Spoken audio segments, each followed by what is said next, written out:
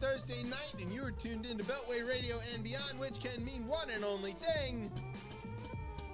This is Chip Chat. Welcome to Chip Chat, everybody. I'm Chip. Who are you, Tez? You just told him, buddy. We were off for a week. We were. Or 2 weeks. Was it 2 weeks? Was it 2 weeks, Brian? No. I don't know how time works. Just one. One. It felt like a long time. Yes. As per usual, when we take off, nothing happened. Nothing at all. Nothing at all happened.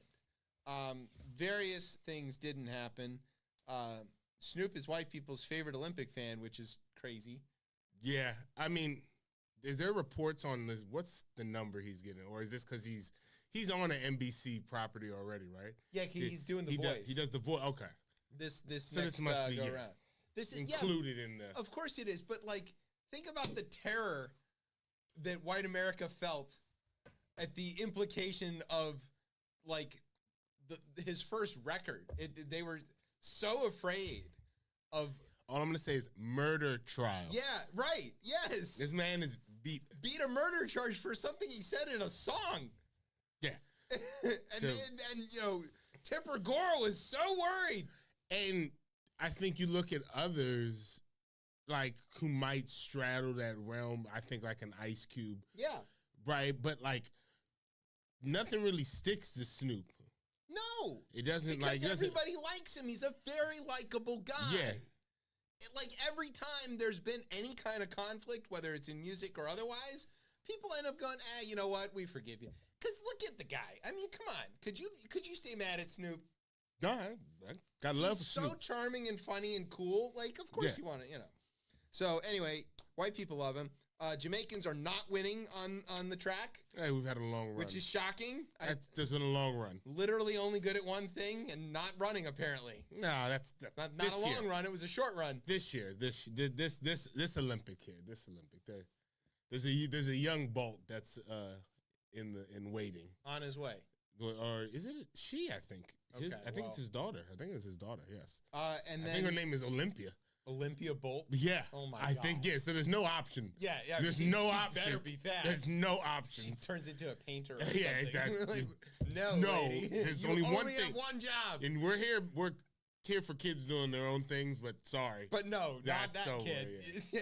Well, it's like Vladdy Jr. hit his first triple tonight, against the Orioles. But like, if Vladdy Jr. had wanted to be, I don't know, an accountant, that wasn't the choice. Nope. Your name is Vladdy Jr. You have one job. It's to be a baseball player. Bronny James. Yeah, I mean.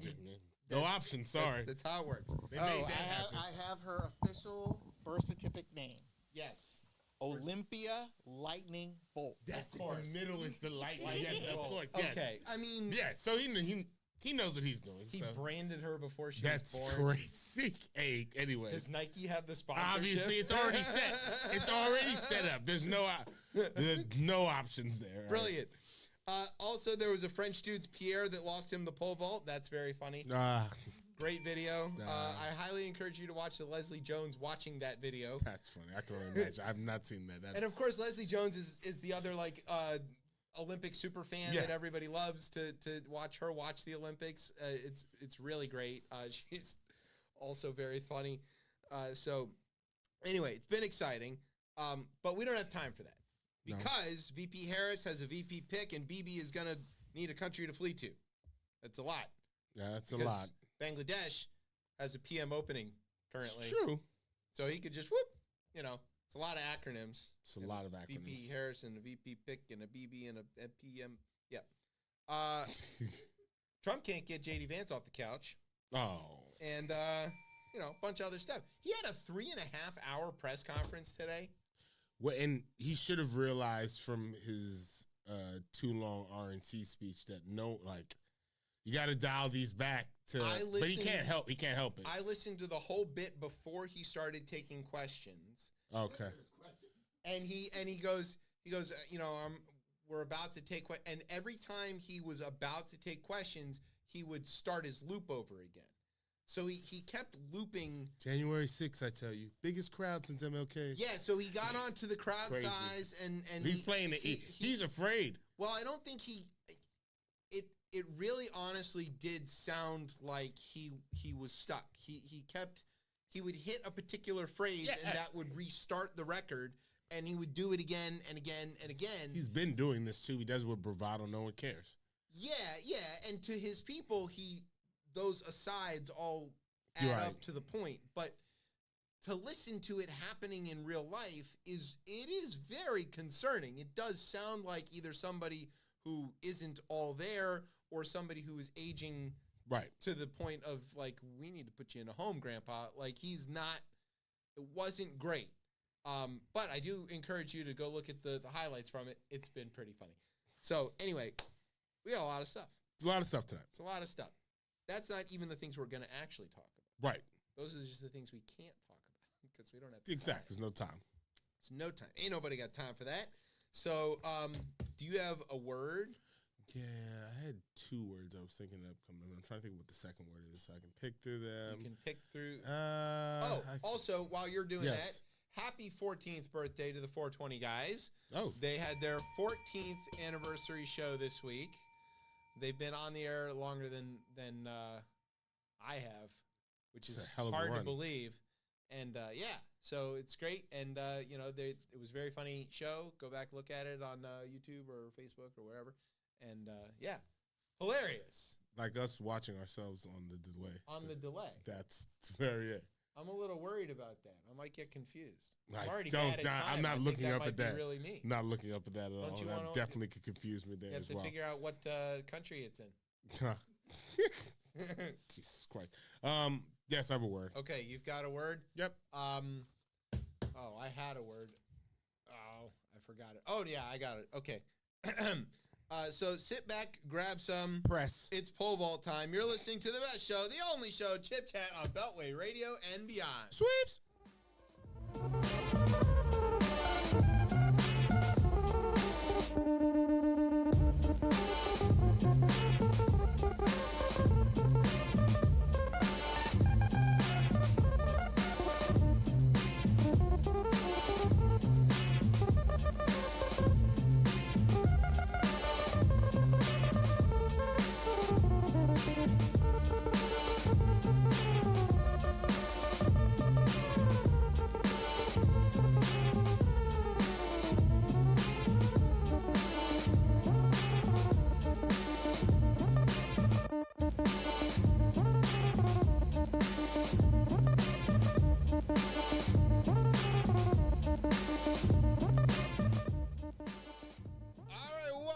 Chip Chat here on Beltway Radio and beyond. I'm your host, Chip. With me is Tez. What's poppin', yeah? All right, so this is a new segment for us.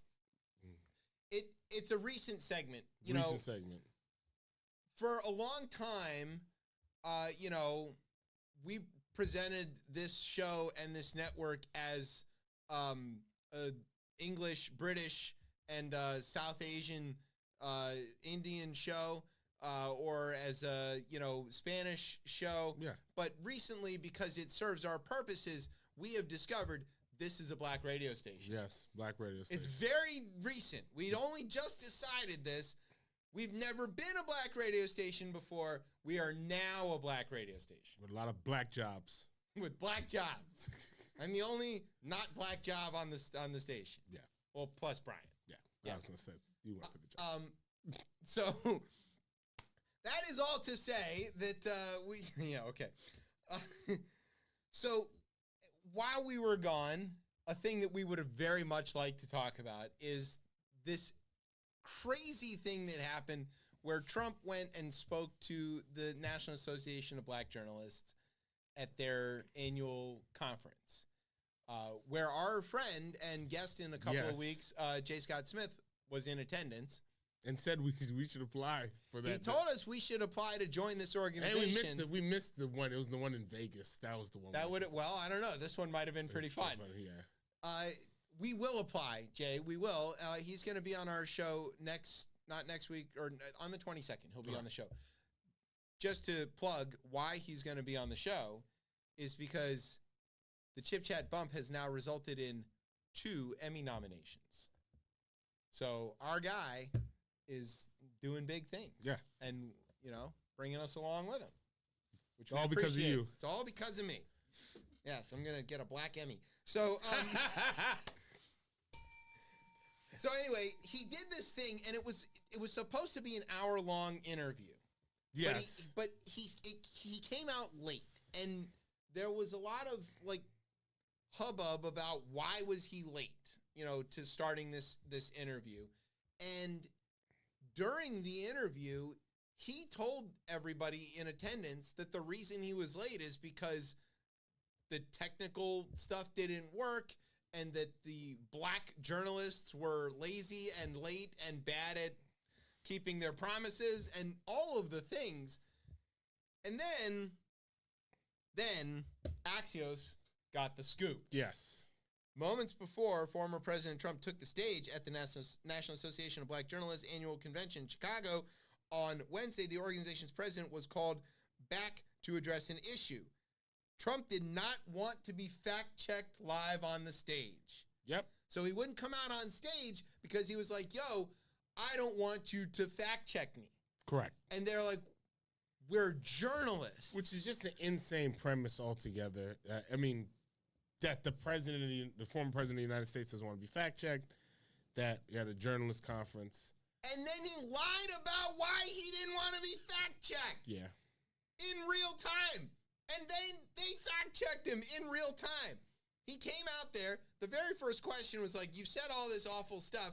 Why do you think anybody, should support you? Just a nasty question. He goes, that's a nasty question. I knew that was, once I asked, we know what he's going, we know his response to these. Yeah, it was kind of funny. It is funny, but there's something more going on here. Here's the bit of reporting from Axios. It says the Q&A with the GOP presidential nominee was delayed more than an hour before he eventually joined a panel of black journalists, including ABC News correspondent Rachel Scott, Fox News anchor Harris Faulkner, and Semaphore reporter Kadia Goba. At the time, Trump blamed the delay on audio problems. Later, AV man takes the hit on this. Yeah. Man. Come on. Later, he said that there were audio problems, but they were resolved very quickly. The bigger problem was his threat not to take the stage when he had agreed to go on. He did not want to be fact-checked, but we could not let him on the stage without fact-checking him. The statement was so prolonged. This is the part, yeah. That the NABJ leaders were prepared to go on stage and explain why he wasn't coming out. Right. They had written. There's a statement was written, yeah, that said, I was prepared to go on stage to craft a statement saying that he decided not to go on because he didn't want to be fact-checked. So here's the thing that I couldn't really make heads or tails of, and as I was watching this and seeing the pieces of it, I don't understand why he agreed to do this. Oh God! Oh, I do know. Okay, Brian was there. Brian knows. Like all white people, Brian knows more about Trump. Yes. Let's be fully honest. He took full advantage of all this. Keep in mind there was other reasons for the delays. One, he mentioned the fact that Kamala Harris was supposed to be also be part of the interview process. She did it by Zoom. Now here's the thing. This is where you're kind of missing some things here, and maybe it was never mentioned. But really, pretty much, this is mostly the NABJ's fault. Kamala Harris' team requested to do either virtual or phone call, whatever. They wanted to do this. She was campaigning. She just became the nominee. Right. She's got which seems reasonable. Right. Seems reasonable. But the committee there refused it.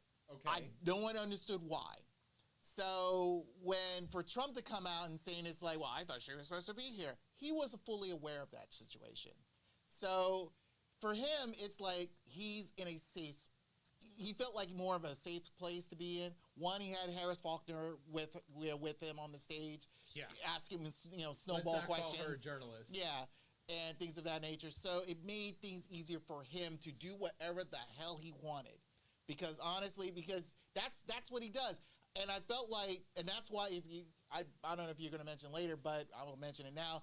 The committee chair resigned after all this because I don't think that the issue really has to do with whether it was virtual or whether it was in person. No, the whole thing here is the fact that even though they pretty much felt like this, again, they do this every time around this election year. They wanted to bring in the candidates to talk to the journalists and things of that nature, but knowing full well the history with this person and the history, what this person does. He's going to come out and lie all the time. Not just lie, but just berate and be argumentative and also be really rude to a lot of black journalists, except for Harris, and just, being a dick that he is. And I saw that whole half hour, and pretty much it was like luckily enough, it's like you take one of his 3 hours rallies or whatever, and he's talking for days, cut it down to half an hour, and it's the same bullshit. Yeah, it is. So you're saying that the chair had to resign because basically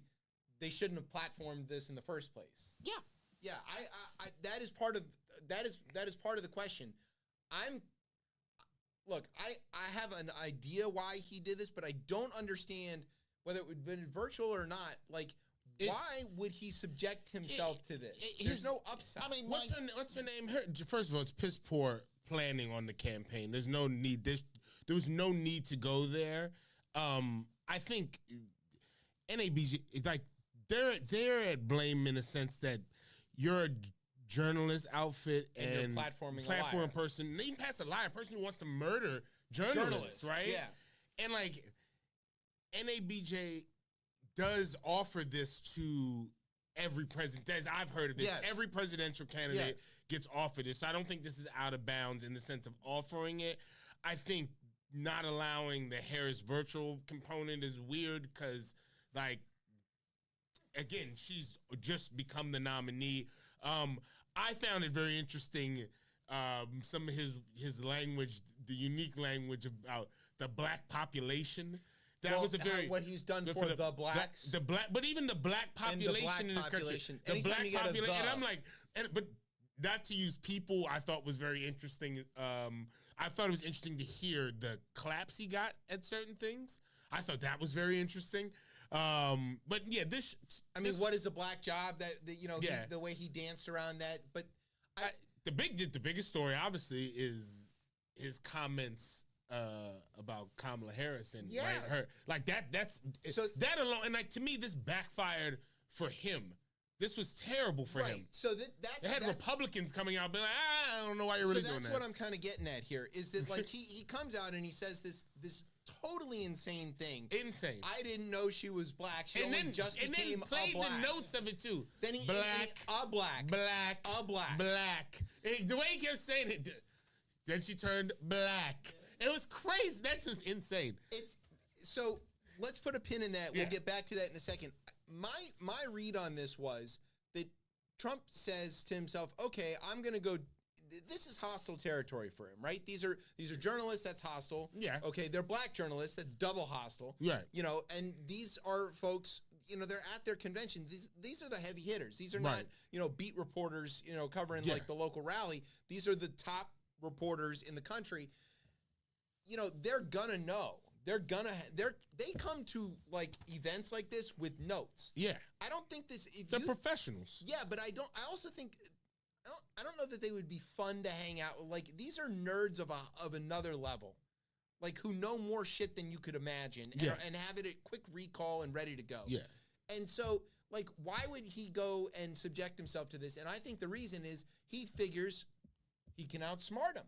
And the reason he thinks he can outsmart him is because they're black. And he goes, oh, well, they're not real journalists, they're black journalists. And I can just go there and bamboozle them by yelling and lying and saying all this stuff, and they'll back down because of course they will. And then he did weird things like grab people's water bottles and tighten them up and stuff. It's a weird guy. And actually drunk it. He's a weird guy. It's like not knowing the fact it's like yours is on the other side. Right next to him. It was a weird thing to watch. And the cap of this all was this weird thing that he said, where he says that he didn't know that Kamala Harris was black. And to get back to that, I got to tell you, I know people personally who have for years referred to Kamala Harris as the N-word. Oh, gotcha. As PPF. Yeah, they go, oh, that N-word, senator, that N-word vice president, like they say this all the time. Right. But they're deep, deep Trumpistas. The day after he says this weird thing about, I thought she was Indian, these same people are saying, I thought she was Indian. When did she become black? And I was very tempted to say, I don't know, right around the time you were calling her the N-word. Yeah, it can't be both. It can be both. It is. Well, it can be both, actually. That's the, but. It could be, But just proving their ignorance. But yes, to these, in their realm, it can't be both. If you felt that way. Well, if that's the case, then J.D. Vance's wife is the N-word. Exactly. And, they can't have that.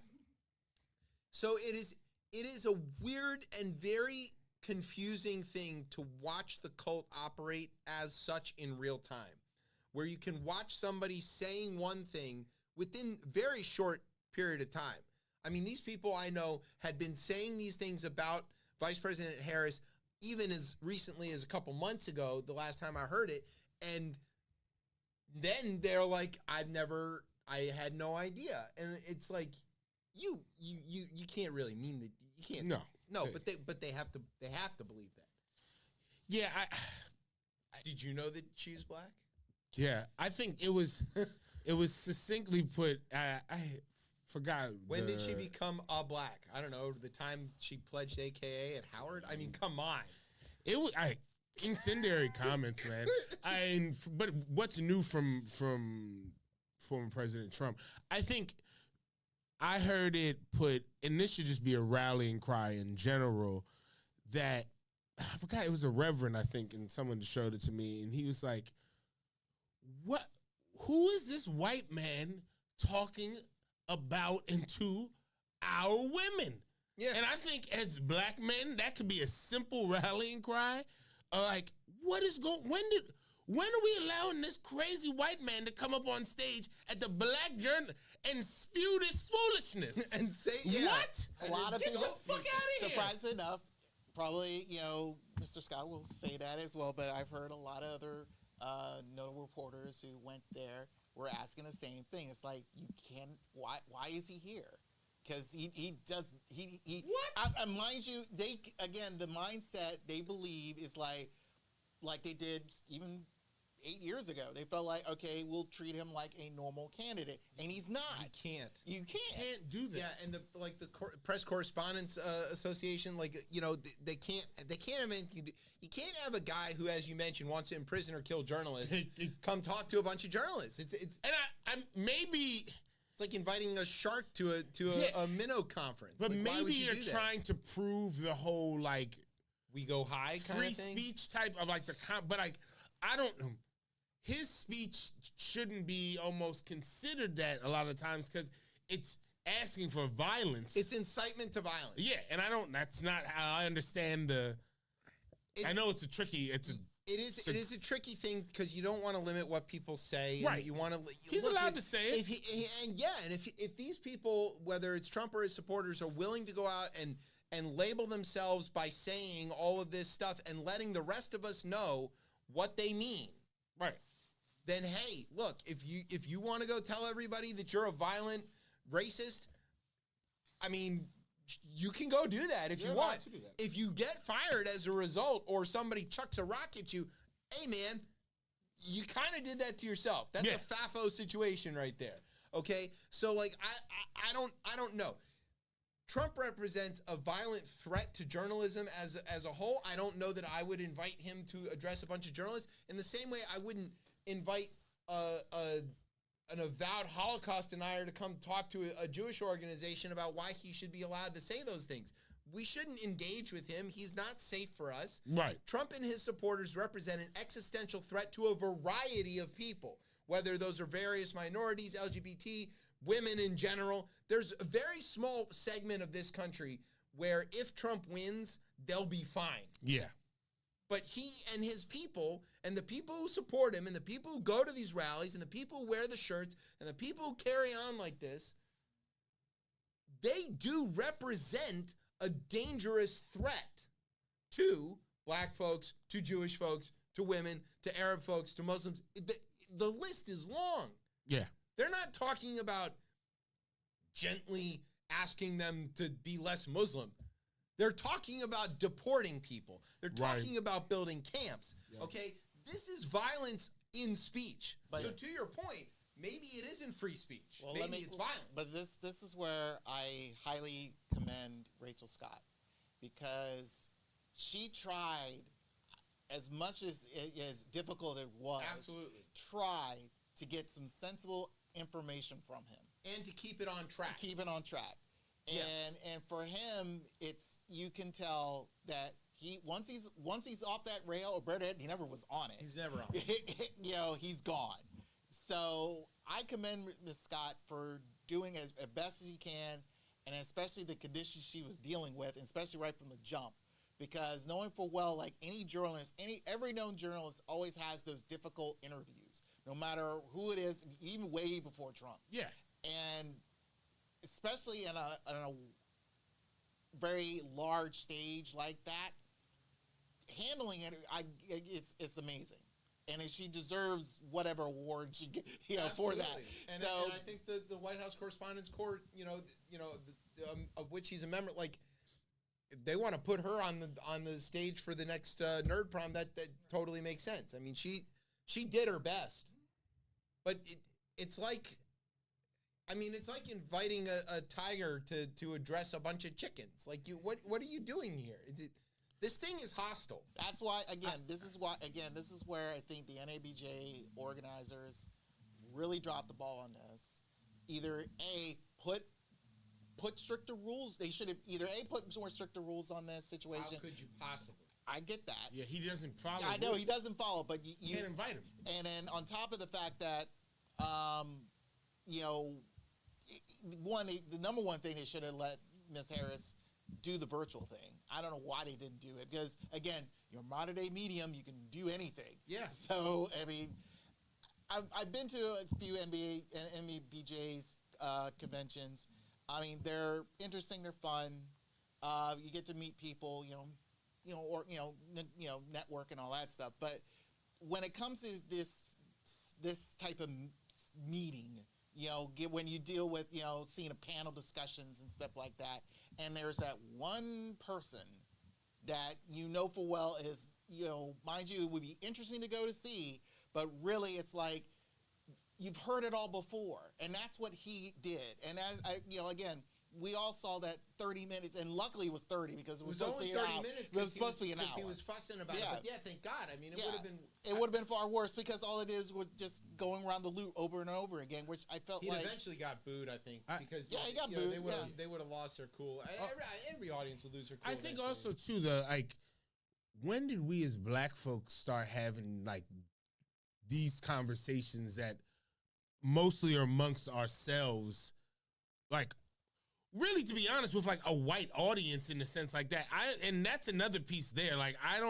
There's nothing there that you could be able to get back from him. There's no response. There's not going to be any type of enlightenment in the discussion. There's 1,000 other people that might be more interesting to bring in to still have maybe the conversation around, even if you're trying to talk about whatever he represents, or maybe we're trying to figure out what the polling numbers say about like his rise and or having more support in the black community. If you want to have that conversation, there's other individuals. Tried. That was the thing. They tried. You can't have it with him. I know that's the thing. That's the thing. He doesn't know. But the thing is, but the thing is, it's like if you go after a person who's part of his quote unquote camp, they'll give you some whatever pseudo number. And again, if they allowed the proper fact checking, they would have literally said it was like, okay, is that really accurate? Because based off of what the information we have, it's not that true. Well, you're saying that maybe they could have had some sort of social scientist or pollster or somebody else who's like studying the phenomenon rather than part of the phenomenon. And keeping that more, because then that would have been even just more, like this felt very like, for clickbait in the sense. Yeah, but it was all truth to be told. Everybody knew the moment he walked in there and confronted Miss Scott after that first question, you know full well, all that was a whole bunch of Fox News, audio, video clips for them to post out there for the next 20 hours. Yeah. And that was some bullshit. But it also worked the other way because we all got to see him say the weird thing about Kamala Harris. It was really bad for him. Yeah, it was. I think this worked. And I don't think it changes that much. Well, and the other reason I think he was willing to do it, and the reason he did this press conference today is he's losing the news cycle. Yeah. For the first time in the campaign, for the first time in all of the campaigns, and since he's been on the national stage in this regard, he's been able to drive the news. This is now where Vice President Harris is announcement after announcement after announcement is driving the story. He can't be a change candidate. He can't. He's but already he also been can't the crack president. The top half of the fold of the newspaper. And because it's. I think it's similar. Like we all watch like Premier League football. When someone scores a little too early. Yeah. And maybe his media buzz scored a little too early, and we're now into the final 15 minutes. Right. Of this match. And Harris has the advantage. Harris has the ball. Harris has 1-1 and like actually I'll say this. There's many shots on goal. True. I'll say this aspect. I viewed it as a lot of people are just tired of him. Yes. And the thing is and with everything is like he's going after whatever rally he's at, no matter if it's the same BS or something new and all that stuff. And again, Fox News or any other news outlet will put him on for as long as they want to, and realizing the fact is like he's really not saying anything. It becomes tired. It's just looping. Mind you, I saw both Kamala Harris's initial announcement where it was Wisconsin, and then the next day she was in Atlanta. So, mind you, she gave the similar speech. Yeah, it's a stump speech. Same speech. And, with some additives here and there based off the news cycle. I think when you guys mentioned later where she introduces Mr. Walz, it'll be a little different. But again, the thing is like, yeah, she's going into different places and trying to, again, preaching hope. She's the new hope. Yeah, freedom. Yeah, freedom. Yeah. Mind your own damn business. So, and again, she's not tiresome. That's a great line. And that's the key thing. She's not tiresome. And because, mind you, she's like the new shiny toy, but at the same time, she's like, this is kind of what we kind of wanted. We want a breath of fresh air. That's all well and good. I think, to your point that people are a little bit tired of Trump, like here he has always been able to drive this news cycle by being outrageous and saying something offensive and then more offensive. He may have actually eclipsed himself here, which is careful because he stares at those. So like, if every time the cameras aren't on him, his way to get them back on is to be outrageous or insulting or do something crazy. Yeah, plays the hits. But now if he goes out and calls somebody the N-word, that's a blip. Like it's so expected at this point. He can't come up with anything more outrageous. I'm going to put everybody in camps, he's going to say. And we're like, well, you've been saying that for months now. I'm going to deport 11 million people. You've been saying that for months. I'm going to kill. So you've been saying, you just keep. He may have run out of wacko shit to say. He can't think of anything new. He can't offend anybody else at this point. Jesus, there's nobody left. And if he comes out and attacks... Jesus is there's left. still Jesus. They think he is, you know, like, I mean, he goes out and tells everybody that he's he tells everybody that he's better than Lincoln. You know, and then everybody goes, yeah, we've heard you say that before, though. He has run out of stuff. Yeah, and again, maybe that's why he did this. Maybe I'm overly optimistic, but if this continues on this path, this could be the exact opposite. This could be a landslide victory. I see the Republican enthusiasm declining. Yeah, and people are riled up. Because they don't give him anything. Every time he goes out, he says the same thing. Yeah. I'm being persecuted. I'm here because... He just blasted mail-in voting. Yeah. Like, everything is lining up for it to be very bad for that. Yeah, but let's not hope about... I'm just saying. But here's my thing as well, too. Isn't that our problem, though? We always are, we're afraid. Fuck that. Let's run this shit up. You're right. In 100 run days, up the score. Let's run, like, go full on. And it feels like this campaign is moving that way, like... Y'all have tried that before. We're not doing that again. We're not going back to that. We're going to talk about that in the next segment. We do want to have one more. There is one more story in the Black News segment. Yeah. Which features former Kentucky Governor Matt Bevin, who... this one is again... this is what's going on here. This is a little like playing the hits again, too. Okay. I don't think it's going to shock anybody, but a white Republican politician who had a black son dropped him. You know, he adopted this kid, and then he shipped him off to one of these reform schools or something. This one happens to be in Jamaica, and then he just didn't pick him up. Just left him there. That's crazy. He just left him. That's crazy. And you know, kids calling home, Mom, Dad, come pick me up, and they're like, "Who are you calling Mom and Dad?" I'm not really your mom. I'm not your real dad. You're not politically valuable to me anymore. I'm just going to leave you behind. Crazy. When the reporters asked the kid about this, his name is Noah, by the way. Of course. He told the London Times that he wasn't surprised. When asked why he thought Bevin had adopted him, he muttered public image. The kid is saying that. Yeah. Because he knows. Because he knows. That, you know... Are there not laws against this type of shit in Kentucky? Well, it doesn't matter because he's in Jamaica. But I'm saying, he's no longer the parent. Noah, who is now 17, was sent to a facility in Florida after his father lost the governorship and then transferred to the actual governorship, not governorship as like guardian, right? Yes, right. Okay. Yes. Yeah, okay. After he was ousted by Andy Beshear and is no longer the governor of Kentucky. Yes. He was then transferred to the Atlantis Leadership Academy on Treasure Beach in Jamaica, according to London Times. Atlantis Leadership Academy has been at the center of an investigation for allegations of abuse and neglect of the children in their care and was shut down in February. In April, 5 employees of the school were charged with child cruelty and assault. Allegations against the boarding school included children being beaten by staff, placed in stress positions for hours at a time, and being forced to work until they vomit. Work out until they vomit. Sorry. I know a little more about these things than I probably should, which we could talk about some other time. But, you know, these schools have bad reputation. But here again, you've got this. Clarence Thomas did this. You know, Matt Gaetz had a Puerto Rican or Cuban son for a little while. For a little while. Like, this is I don't understand what's happening here. Like, why this keeps happening?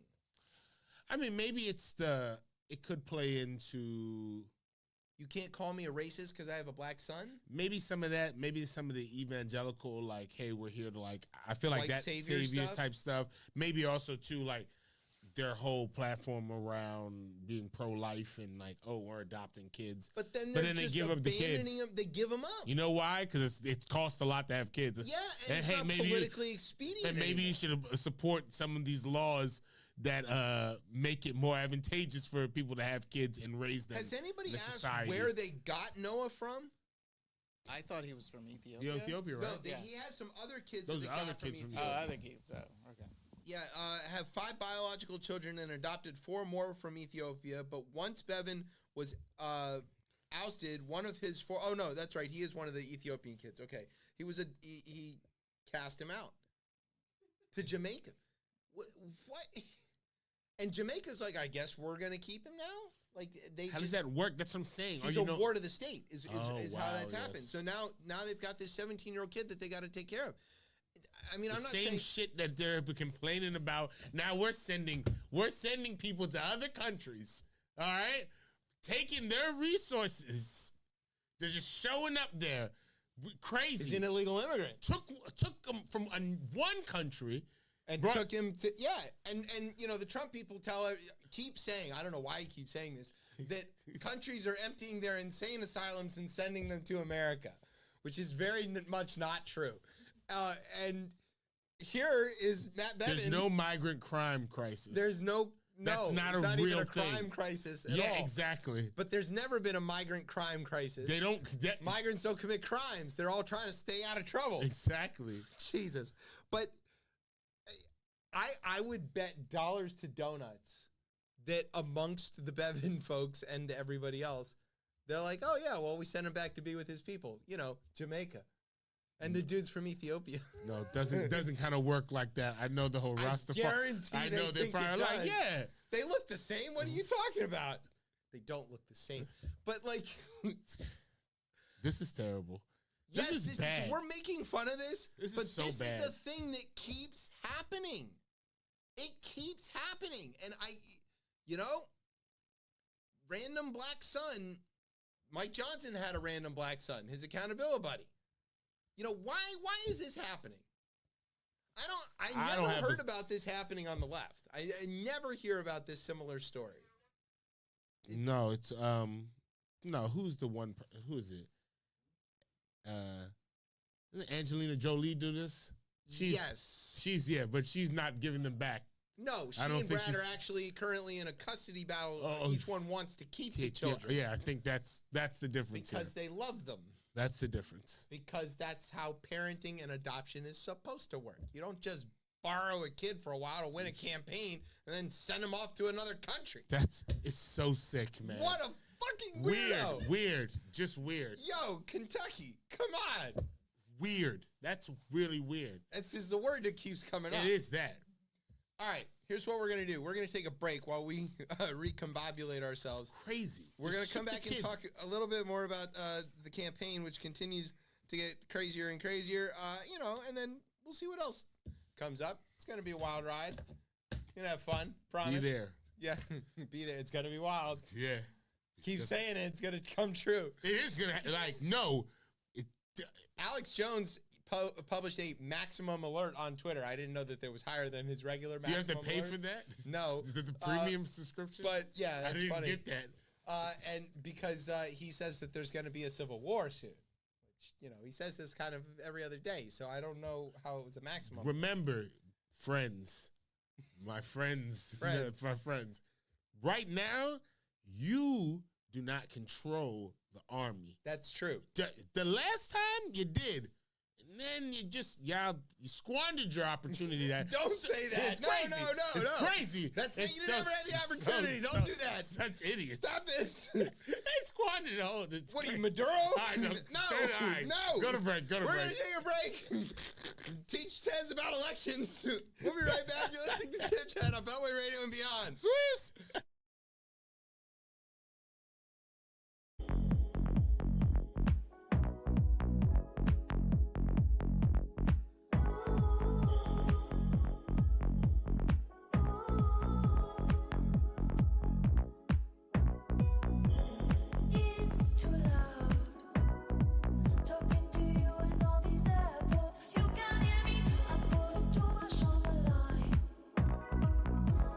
Telling me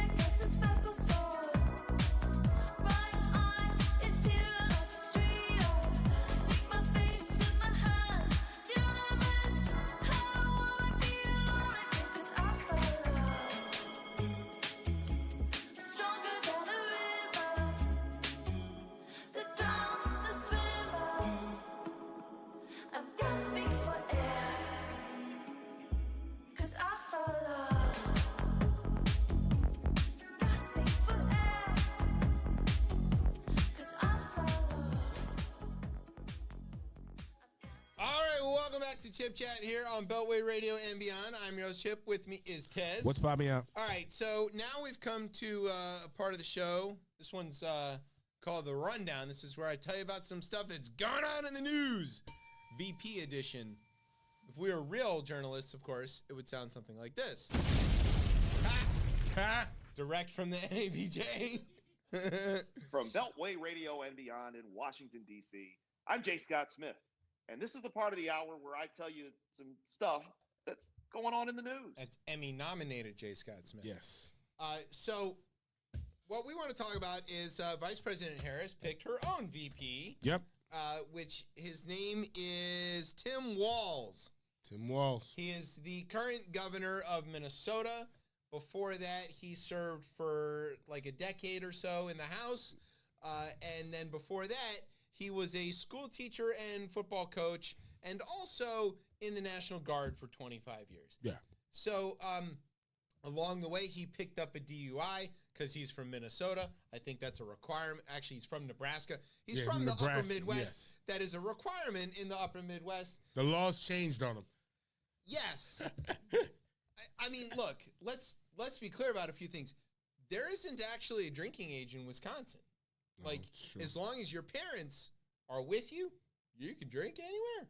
It's fine. So that's Wisconsin, not Minnesota. But anyway, so like Tim Walz, he built up a pretty substantial record of successes while he was governor, including codifying Roe.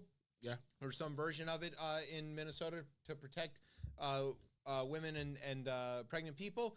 He passed or signed free school lunch for all the children. He got tampons and pads and menstrual products into schools to make that available. He also got praised by Trump during the George Floyd protests in Minnesota for calling out the National Guard and having them ready and on standby to keep the peace, which he used judiciously and didn't like crack a bunch of skulls and all that kind of stuff. He's done a pretty bang up job. He's been reelected there, and you know he had been reelected in his congressional seat Used to have an times. A+ rating by the NRA, and he had an NRA A+ rating, which is that's insane. Like it's not that insane for a Midwestern Democrat. But the fact in the sense that like this is the person that's on like the ticket. I think it's a good thing, actually. It is a great thing. Yeah. He's from rural Nebraska. He grew up in a rural area. He went on to become a school teacher and football coach. While he was football coach, he was also the advisor to the Gay Straight Alliance. In the student section or at the school. He was a teacher for a long time, for like 20 years or something like that, you know, and won games. But he's also like a dad. Yeah. He's like super dad. And we haven't had a national dad since Bill Cosby, and that didn't go well. No. But like the country hasn't had like a dad to look at in a while. Even Obama, you know, when he was president, he was still a little too cool to be like super dad. Yeah. Like he had the dad genes. That wasn't cool, but still, yeah. You're too young to be the dad. Yeah. But Walz, who is the same age as Harris, by the way, everybody's like, oh, yeah, well, he's a lot older than her. No, a couple months. But he's like the good guy. And, you know, you've seen the memes going around that, like, Walz would challenge Vance to a tire-changing contest. Or, you know, like, it's all of these things where he's just like this wholesomely decent guy. But there's also some of these things of like good examples of how he can talk to people who aren't San Francisco Democrats, liberals and stuff. You know, he talks about freedom. Yeah. He says, I thought the Republicans cared about freedom. Turns out they want freedom to tell the government to tell you what to do. Yeah. And he's got this great line. Yes. Mind your own damn business. And that speaks to a majority of people in the states that are going to win this election. If you talk to people in red states or in red areas, one of the things that they will say is, look, we just want to be left alone. That's all they say. They say this all the time. What they mean is they want to be left alone to do some weird, awful shit, but they want to be left alone. Yeah. You know, you can just leave us out here in the boondocks and we won't bother you. They kind of mean that. Yeah. You know, that's pretty close to mind your own damn business. Yeah. You know? There's as long as they're not hurting anybody. Yeah. There's a song I like by a guy called Josh Thompson where it says, like, the line is something like, these houses are protected by the good Lord and a gun. You might meet them both if you show up here not welcome, son. Yeah. That's pretty close to mind your own damn business. Yeah. So he can talk like that. He also says that there's some video of him, like, with his daughter who is a vegetarian, and he's, like, ordering food for the family. And he's like, we'll have 4 burgers. And she goes, Dad, I'm a vegetarian. He goes, I'm sorry, turkey then for her. And she's like, no, that's not any better. And he's like, what are you talking about? It's not a burger. Yeah, and like, hey, man. He's pro-gun, sensible gun laws. Yeah. He can go in and talk, and I think that's a huge, it's actually a pretty good shot, apparently. Yeah, yeah. Look, so I think that's a huge opening as well, too, for, again, these specific states that they need to win the election. Like, he can go in and talk to people. It opens up opportunities. He can go to a gun club in Georgia and talk to them while they're all having a good time shooting and talk about how, hey, look, guys, y'all lock up your guns, right? And they'll go, yeah, absolutely. Of course. And you keep your ammo away from the gun so your kids can't get them. He goes, absolutely. And he goes, you know, that's really what we're talking about. And they're all going to go, all right, well, I guess you're not coming here to take our guns. You like them too much. You like guns. It's cool. Yeah. I thought this pick was very smart. Yes. And I think this also showcases maybe something that she wanted to possibly do, because a lot of people thought this was going to go. I think people would think Shapiro or Kelly. Everybody thought it was going to be Shapiro or Kelly. Yeah, this was not the. Walz was a distant third. Yeah. So, I'm interested in Walz on the campaign trail by itself, and kind of, because that's what's really going to be needed from him. And they're going to have to, right? Because the time frame is so short. Yeah, it has. So they've got to barnstorm and be in 2 places at once, and now they've got 2 messengers who can do that, who can deliver. Let's throw, you know, Barack and Michelle out there and do that too. Like, I mean, the message can be delivered.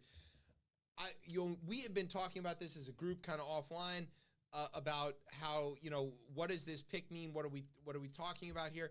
I think it showcases confidence in Shapiro to deliver Pennsylvania without being on the ticket. Exactly. Yeah. I think it demonstrates a confidence in Arizona probably breaking for Harris, and so that she didn't have to bring Kelly along. Yeah. Kelly can be a strong surrogate and strong advocate. And the Senate is still something we need. That's right, and we don't really want to take him out of it. You know, it's kind of nice to have a, like, Navy fighter pilot astronaut on your side. Yeah. You know, anytime, especially since he's home. You know, our other astronauts aren't home. But also, that's all the preamble to the thing I want to talk about, which is that in his introduction, Walz had a chance to talk to everybody. You know, he's there on the stage. There's a rally of thousands and thousands of people. Trump got really mad. He said there was only 1,500 people. It's 12,000 people. It was 12,000 people. They had to move it twice, the event. It was a huge event. And he says, these people fired the fuck up, yo. Yo, they are mad. Yeah. They are ready. They are hopeful. Yeah, that fired up, ready to go. Yeah, ready to go. It's all of that. He goes out there, and here's the line about J.D. Vance. I can't wait to debate the guy. That is, if he's willing to get off that couch and show up. Aces. If you don't know what that's referring to, we're going to tell you. Here's what happened. Did we talk about this already? I don't know if we... briefly, yeah. Here's what happened.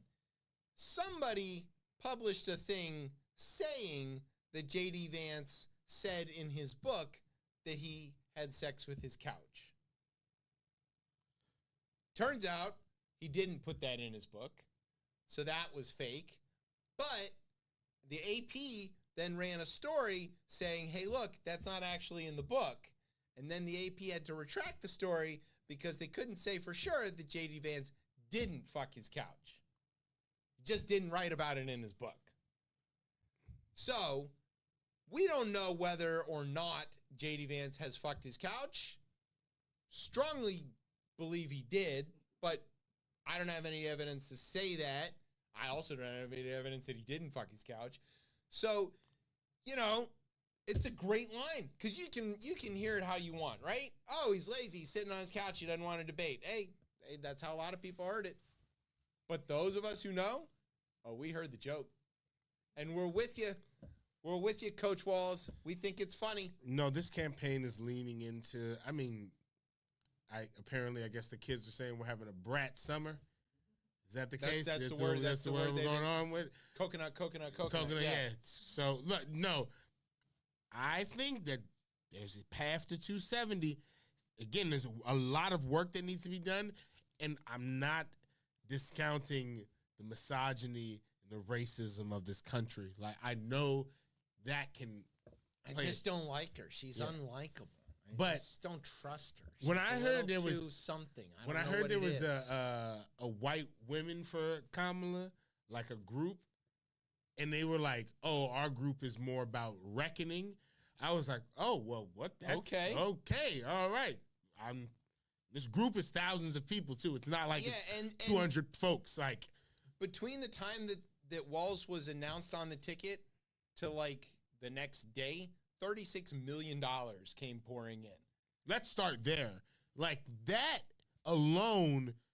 That's a month's worth of fundraising in a day. Because I assume if you've donated, you're going to go out and vote. Absolutely. I just assume that. And look. And that could turn a very close election. Let's say it's close. That could turn a close election. We have said on this show and in other places all over that, like, one of the things that hurts the Democrats is that we're all too cerebral, and we all talk about like, oh no, we don't want to engage in nonsense. We want to just talk about policy, and we want to, and we keep saying no. We need somebody who goes out there and calls J.D. Vance a couch fucker. Yeah, a little bit. And we now have our guy, and it's not me. I was ready. You were ready. I was like, yo, I'm ready, Vice President Harris. You can call me. I will call J.D. Vance a couch fucker to his face. I'll call him a lot of other things too. I'm ready.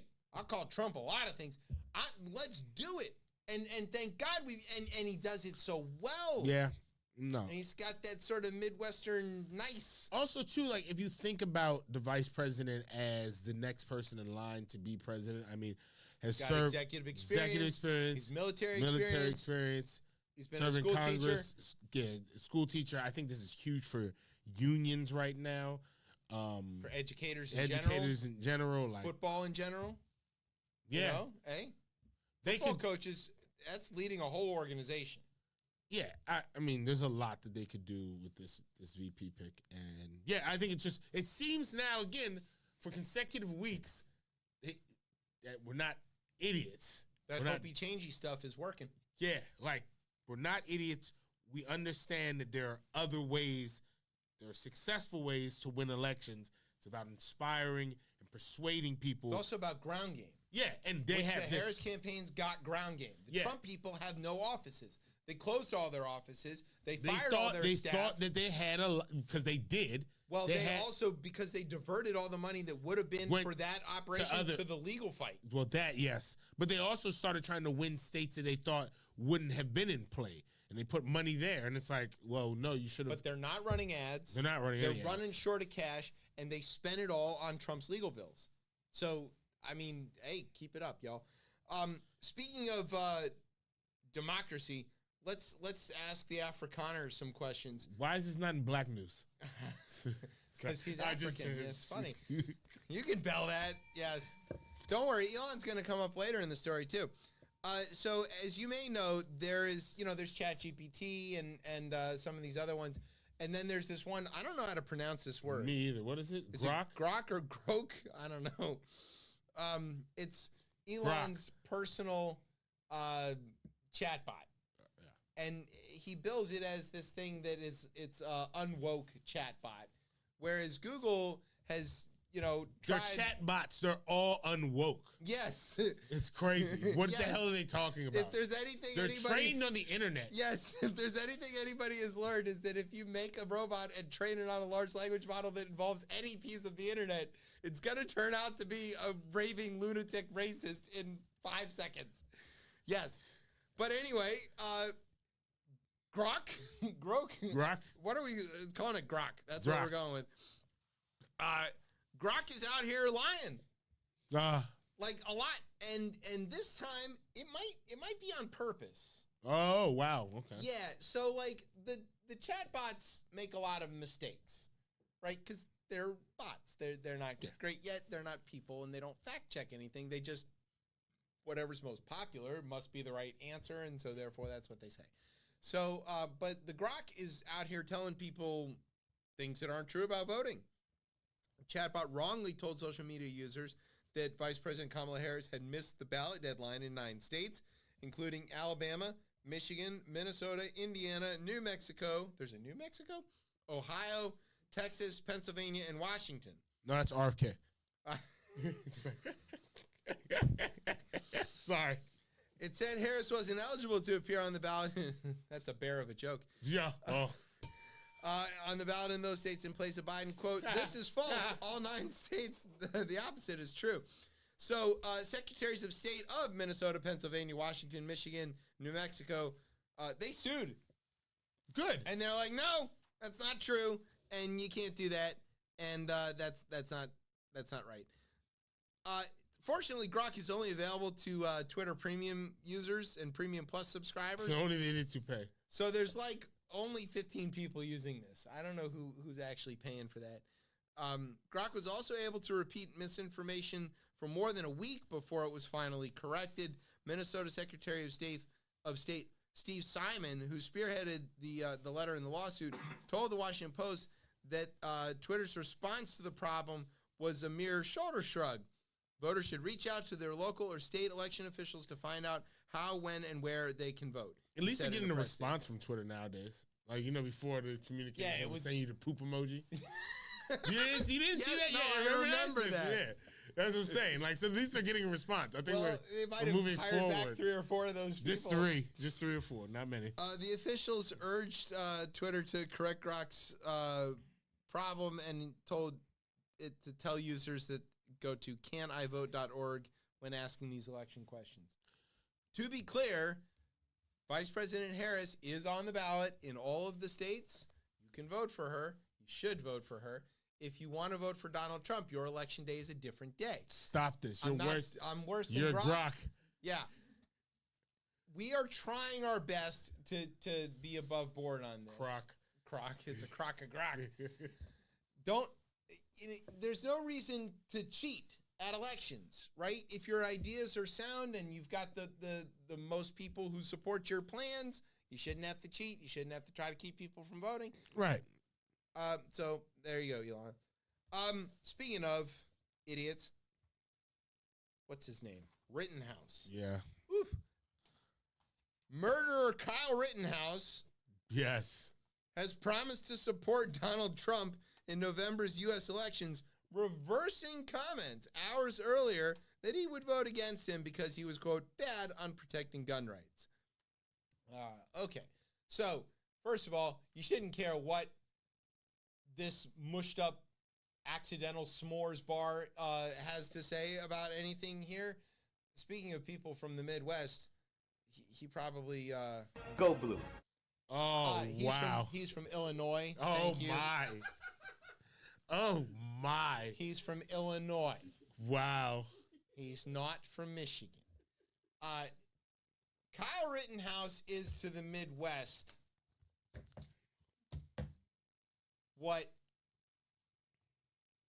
Colorado is to the Pac-12. Wow.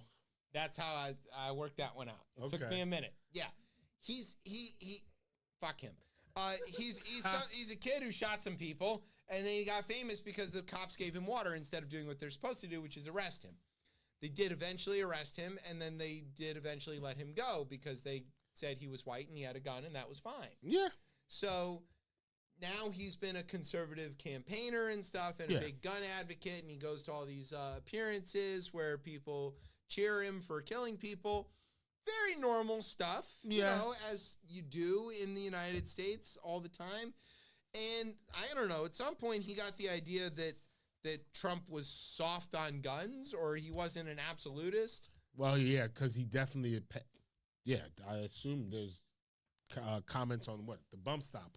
Yeah, well, he tried to ban the bump stock after the other murderer guy killed 60 people in Las Vegas. Which is insane. At a country concert. Insane. Yeah.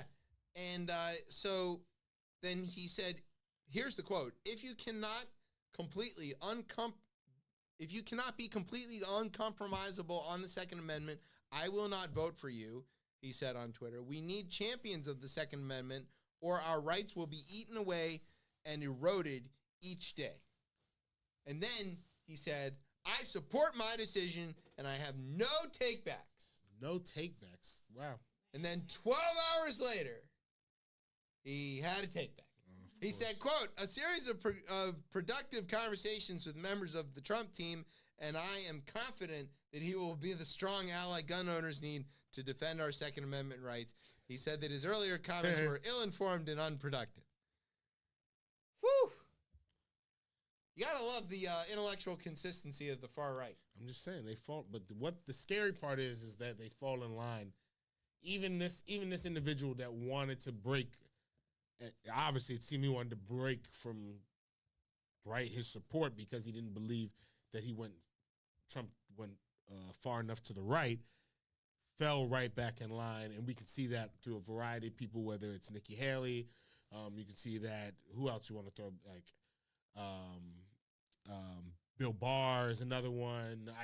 There's just individuals who, doesn't matter, they fall in line, and I think that's how a cult operates. That's how it operates. But this kind of answers one of those questions that you had posed several weeks ago about what happens if Trump comes out and says, hey, we need gun safety laws. Yes. What would they do? Yeah. And the answer is apparently knuckle under. Yeah. You know, I mean, he was the bump stock thing. Trump banned bump stocks in 2018, or the ATF tried to. The Supreme Court overruled that now. And Trump has said that, like, some of these semi-automatic weapons are a little too much and there's really no need for them. And here this guy, so maybe, I mean, to your point, there is some daylight, some opportunity. Maybe, yeah, because even immediately capitulated. Like, even this guy. Yeah. Now, to be fair, he's 21. I mean, what kind of, like, intellectual consistency could he have? Right. He's from the Midwest. He's already been drinking for several years. But he doesn't even really know anything. I mean, this kid's been, I have shoes older than him. I'm not making that up. It's a pair of Iversons from the 90s. They're great for basketball. But, like, you know. Yeah, I think they realize that he's the only, I mean, in a sense, at this point in time. Get back in line, kid. Yeah, he's the only hope. And, like, I could easily see the Trump campaign calling and being like, yo, what are you doing? What are you doing? Yeah. You're hurting the cause, kid. So, anyway, please continue eating yourselves. I really love watching MAGA turn on itself. Slowly happening. MTG and Bober getting in a fight. I mean, it's all kind of good stuff. Speaking of which, I think we should take a break. Let's take a break. All right, here's what we're going to do. We're going to take a break. When we come back, we are going to talk about world news. Did you know there was stuff outside the United States? Yes. Yeah, it's unfortunate, but true. All right, you're listening to Chip Chat on Beltway Radio and beyond. Sweeps.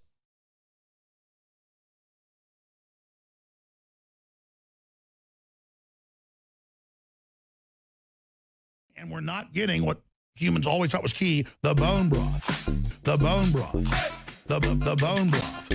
The bone broth. The bone broth. Well, now it's the next level of that. It's caveman. But hey, I need a glass of caveman. Man, it's better than Ovaltine. Better than Ovaltine. It's just unbelievable. It's unbelievable. Caveman is just over the top. What in the world? But now with the milk, I was like, whoa, this has milk in it. Whoa. It tastes like good. Man, this tastes so good. Tastes like the best milkshake ever. It tastes like Ovaltine. It tastes like Ovaltine. It tastes like Ovaltine. Like good. It tastes like Ovaltine. It tastes like Ovaltine. It tastes like Ovaltine. Like good. Whoa. This is I can say without a doubt, at least in my experience, that this is literally. This is a super home run available at InfoWarsLife.com, and it supports the broadcast. Your leftist ass like corn on the cob. I'm ready. I will eat your ass. I will eat your leftist ass like corn on the cob. I'm ready. I will eat you. I will eat your ass. My children aren't going hungry. I'll do it. I'll drink your blood. And I'm starting to think about having to eat my neighbors. You think I like sizing up? I'm gonna haul him up by chain. Chop his ass up, size it up. I'm gonna haul him up by chain. Chop, chop, chop, chop. I will eat your leftist ass like corn on the cob. I'm ready. I will eat your ass. I will eat your leftist ass like corn on the cob. I'm ready. I will eat you. I will eat your ass. I'll barbecue your ass flat. I will cook your ass up so fast, and I'll tell them, "Oh, I killed a cow out back, baby."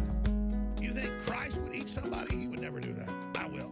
I'm ready to hang them up, gut them, and skin them, and chop them up. You know what? I'm ready. I will eat your leftist ass like corn on the cob. I'm ready. I will eat your ass. I will eat your leftist ass like corn on the cob. I'm ready. I will eat you. I will eat your ass. I will eat your leftist ass like corn on the cob. I'm ready. I will eat your ass. I will eat your leftist ass like corn on the cob. I'm ready. I will eat you. I will eat your ass. That's why I want the globalists to know. I will eat your ass first. I swear to God, if it's the last thing I do, I'm going to get my hands around your throat. All right, welcome back to Chip Chat here on Beltway Radio and Beyond. I'm your host, Chip. With me is Tez. What's popping out? And that was who, Tez? That's Alex Jones. That's your favorite song. Yes, my favorite song. And again, I apologize to anyone who's been affected by the, tragic things that he believes did not happen. So put that disclaimer on it as I laugh at those videos way more than I should. Yes. Oh, God, so funny. Hey, if you're into eating ass, specifically leftist, call Tez. Oh, God. All right, so this segment is called World News. This is about things that happen outside of the United States. One of the things that's happening outside the United States is that Benjamin Netanyahu, known as BB, Yes. is trying to start a bigger war. He's already got a pretty bad one going on. Yep. A couple of them, really. He wants another one. So, while we were off and the things that didn't happen, they took out the head of Hamas. Yeah. The guy who they were negotiating a ceasefire and hostage deal with. As they're negotiating it, that guy was like, hey, I need a weekend off from negotiating. I need to go to Tehran for the swearing in of their new president. And the reason they needed a new president was because their other president died in a helicopter crash, which was not caused by the Israelis. No. It was just weather. So he was in Iran, which, hates Israel, and they don't like them either. And, they've already had a bit of an exchange fairly recently, several hundred missiles back and forth. Well, he died. Now, I haven't heard exactly the method yet, but it wasn't a strike. It wasn't an airstrike. They said that it was an inside job. 2 months earlier, there's been explosives inside where he was located up to 2 months prior, and the only individuals who could have known of that would have been the Islamic Guard. Yeah. Oh, yeah. It's got to be an inside job. I mean, that's how that happens. And that's, I think, but also it's like once we start going in and killing folks in their own place, all bets kind of end up being off. I don't really know where this goes.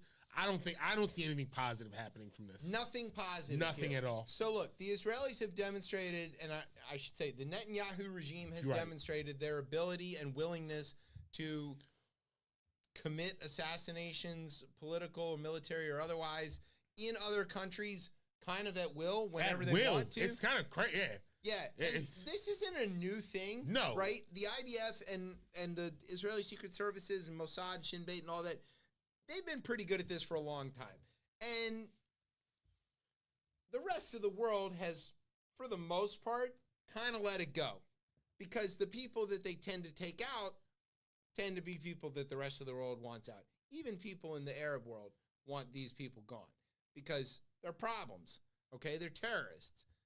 But on the other hand, and I'm not saying you shouldn't kill terrorists. Right. You should. But this was the guy that they were negotiating with. So if you ever have any hope... It's no good faith at this point, right? There's no good faith, and immediately who Hamas named as the successor is Sinwar, the guy that they're after, who is in Gaza, who perpetrated the attack of October 7th. So if you thought there was a chance to like work out a deal, forget it. This has thrown several gallons of gas on an already burning fire. Yeah. Lebanon is a powder keg right now. People are fleeing. You should know that people are running away, trying to get out of Lebanon, Beirut or otherwise. And Hezbollah, which is a political party, they control a lot of the government, and they are the largest military operation in Lebanon, bigger than the Lebanese army. They are allied with Iran. They are allied with Hamas. They are very upset about this. They have indicated that they are ready to attack.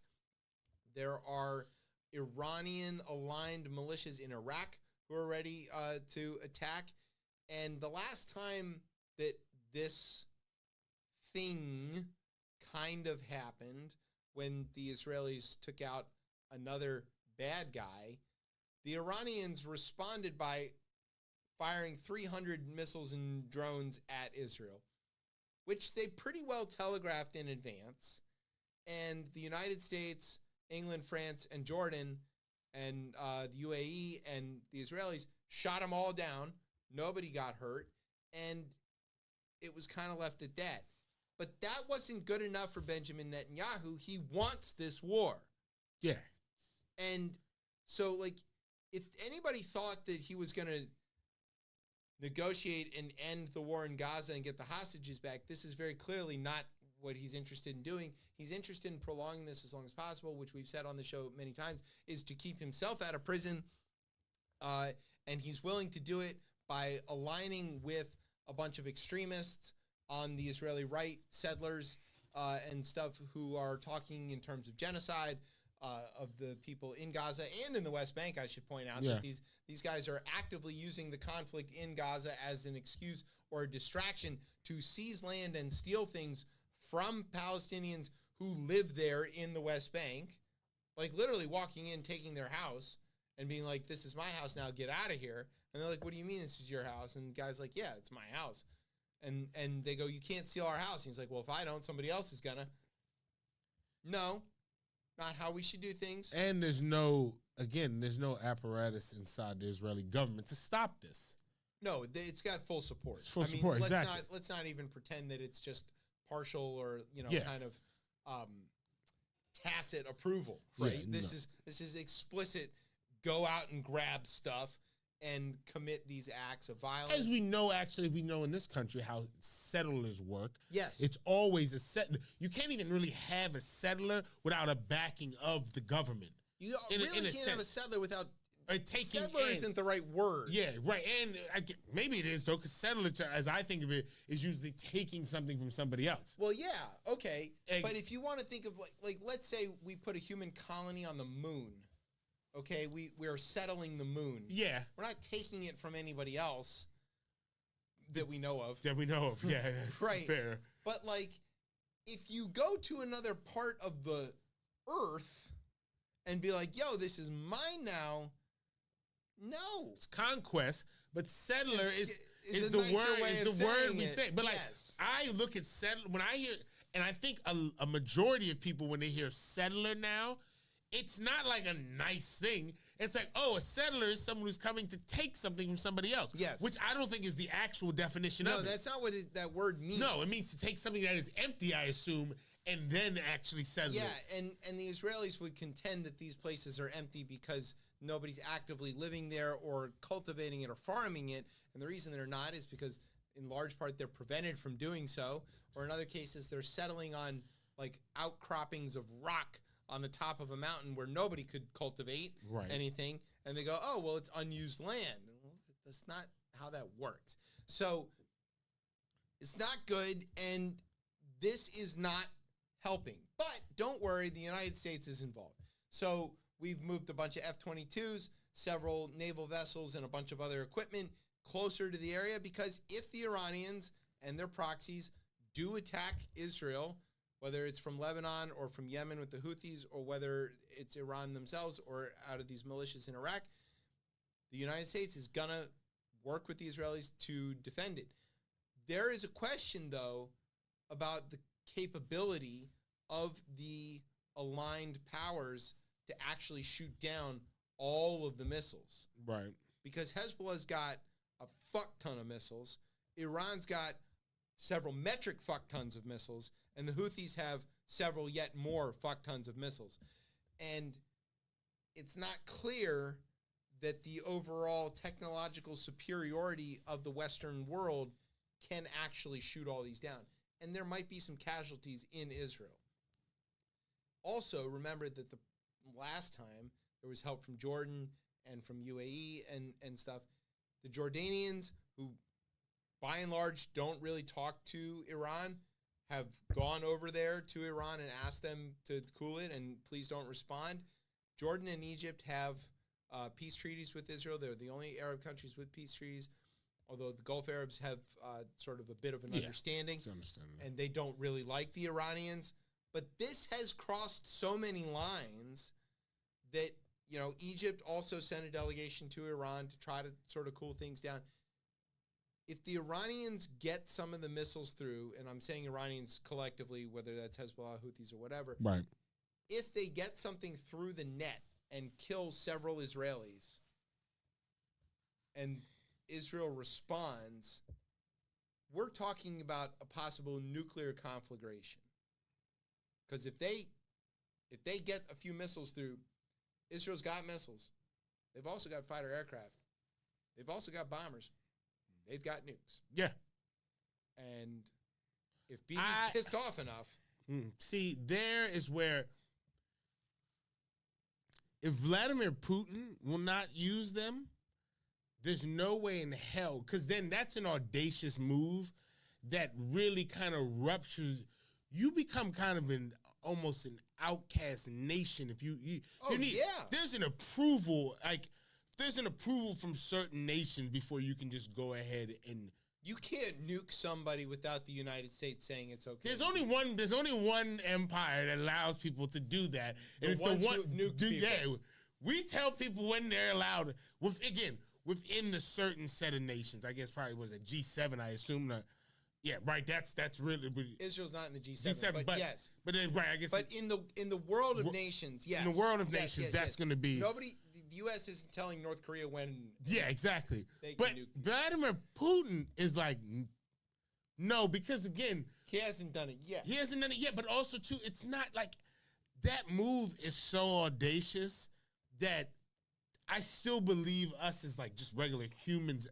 No one's moving to that, and and there's been war between Israel and again its neighbors, and they haven't done that in the past. Not since they've been nuclear armed. The last real war between Israel and its neighbors happens in 1973, and they weren't nuclear armed then.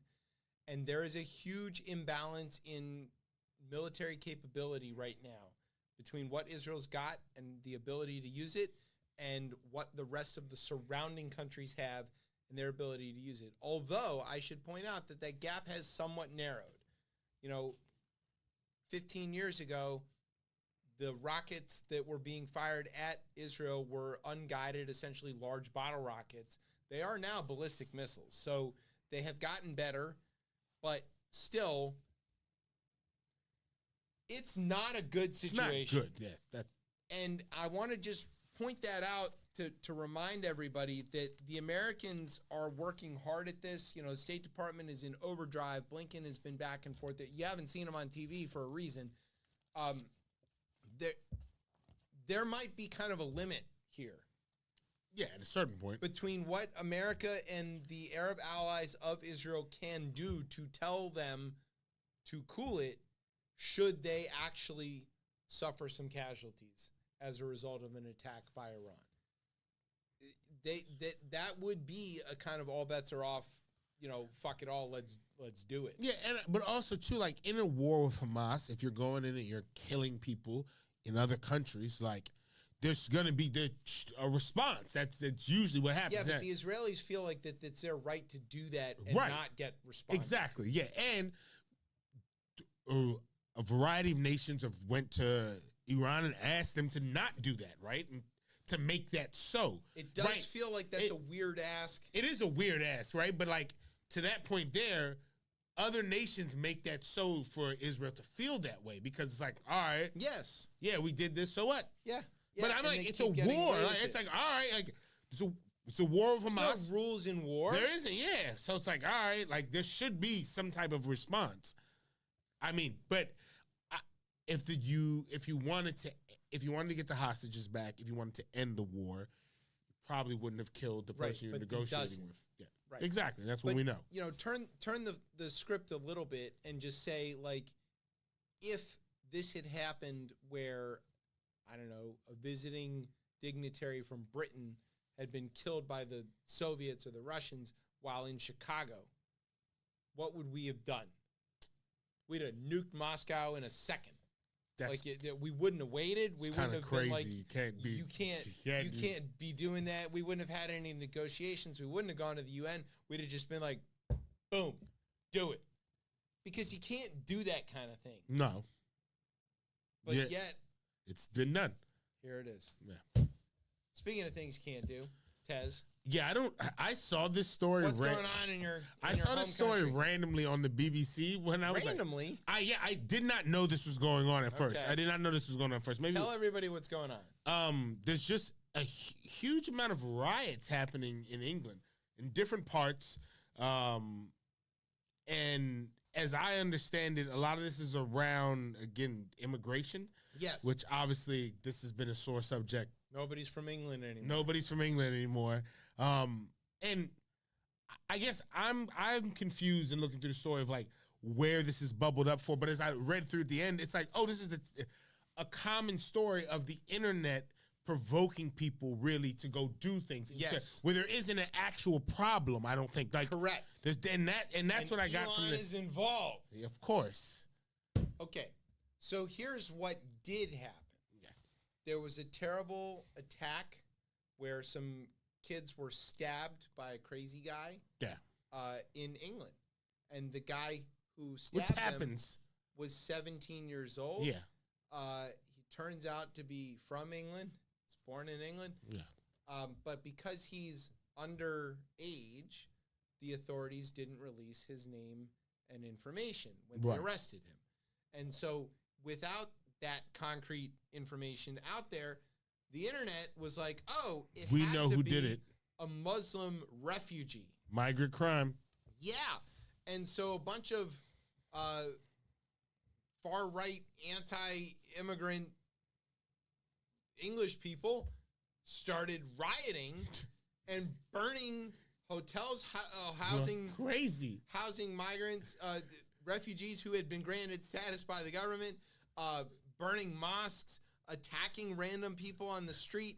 They killed several people. What was that movie, the John Singleton movie, where, just like you said, a whole bunch of people, there was a black guy who was allegedly said he raped a white woman, but the woman lied, and he pretty much destroyed the entire town. A lot of that movie. Well, I mean, To Kill a Mockingbird and all that other stuff. Well, this every lynching. Yeah, that. But this movie in particular, you know, I forgot the name of it, but it kind of reminds me of that. It's like how you lie about something that you have limited information on, So this is the thing that I really kind of wanted to touch on. This is a very interesting story. It's a very interesting story because what happened was these guys attacked a lot of stuff. Yeah. The British police, which you got to understand that in Britain, first of all, there is no free speech laws. No. You can't just say anything. Yeah, well, like exactly. And also, it's a national police force. Yeah. Okay. So Prime Minister Sir Keir Starmer, calls out the cops. They bring full force out there in response to this. They arrest all of these guys. 500 people, I think, have been arrested so far, some of which have already been charged, tried, convicted, and imprisoned. This happened on Monday. This is why we fought a revolution to get away from that shit. It's crazy. But they due process. It's due process. I mean, it is. It's their due process. Starmer said, we'll keep the courts open 24/7 if we have to put all these guys under the jail. Yeah. The response from the government has been very strong to say this is absolutely unacceptable. As it should be. As correct. And they have put these guys in prison. They've given them very stiff sentences. They've travel bans, all kinds of stuff. It's really, really serious response. And that sounded pretty good. And then there was this possibility of a sort of counter-strike, right? That the far-right guys would regroup, and they had a list of places that they were going to attack. And it got out, which may have not been a real list, but whatever. It got out. And the rest of the people of England, who aren't a bunch of skinhead fuckheads, responded and showed up and surrounded all of the potential targets, not the cops, the people. Somehow they printed up signs that fast. Really crazy operation. And they were like, no, we're not going to let this happen. Racists go home. And they had all these cool chants. You know, this is what community looks like, all kinds of stuff. Who's going to run the restaurants, damn it? Yeah. Well, that's really. I need my curry. Hey, exactly. What the hell is going on? These crazy people, these crazy 500. Consequence of empire. Exactly. These crazy 500 people trying to ruin all the food. Right. That's insane. That's what these people are thinking. They're like, yo, that's fair. Have you had English food? It's bad. Yeah. It's not good. It's not good. Fought whole conquest empires to get spices. Yes. That's a wild thing. No. We need spices. A flavor-starved nation was so desperate for spices that they enslaved half a continent. Yeah. That's it. That's important. Yeah. Have you had coriander? So it's really good. Yeah, definitely worth several million lives. So anyway, the people responded, and then, you know, the cops responded, and they were all out there, and these planned sort of counter-strike riots that were going to maybe happen on Wednesday, they didn't happen. The far-right guys turned chicken shit and went home, or they didn't show up, or maybe they were never going to show up. Right. We don't really know. But it's a tense and very fraught situation. This goes back to the whole thing around like immigration around the world right now, and how that becomes this hot button issue. And you weave into, I forgot what the quote in this was really good. They called him one of the, hold on, what was the exact quote here? There was a quote on the higher influence keyboard warriors who are inciting serious violence. There will be action taken against them. Arrests might not happen immediately, but those cases are being built and the intelligence is being built around them. Yeah. Like, keyboard warriors, a lot of people who can stoke up this like high emotion around things that are untrue and then get people to then like act upon this. On it. So you know who's the highest profile one of those keyboard warriors? It's one Mr. Elon Musk. Yeah. Who did engage with this and tweeted out that England was about to have a civil war. He tweeted out a bunch of misinformation about things that had not happened and were not going to happen. He falsely accused a bunch of other people to his 200 million followers, of which you don't have a choice to be one because Twitter like makes Tom you see it. And MySpace. Yeah. And it's insane. It's always your friend. Yeah. And he engaged in that, and then the government was like, yo, Elon, please don't do that. And he was like, try and stop me. Also, I think what's very frustrating, because this could be very calculated by him, and maybe he wants to like be the overlord of the internet and like guide obviously guide people's like thoughts and like their inner feelings. He's the chief incel. Right. I mean, he's out there commanding those guys. Is it that he just sits around and just smoking weed And and it's bored. just like fuck it and that's I think what's more crazy to me. I think it's more of that sometimes. It's just He's like just high and stupid. oh yeah, and just like I know this isn't true. I'm going to go because he knows these things He aren't just true. wants to see what happens. Yeah, let's just see what happens. That's really glib. That's why I think it's really insidious of what some of these fucks are doing. One of the things that this kind of highlighted to me and was worth kind of bringing up is I've had several conversations recently with people who have been engaging in various anti-Jewish conspiracies, saying that the reason the United States isn't putting more pressure on Israel is because there's an enforcement mechanism that the Jews, quote, control something.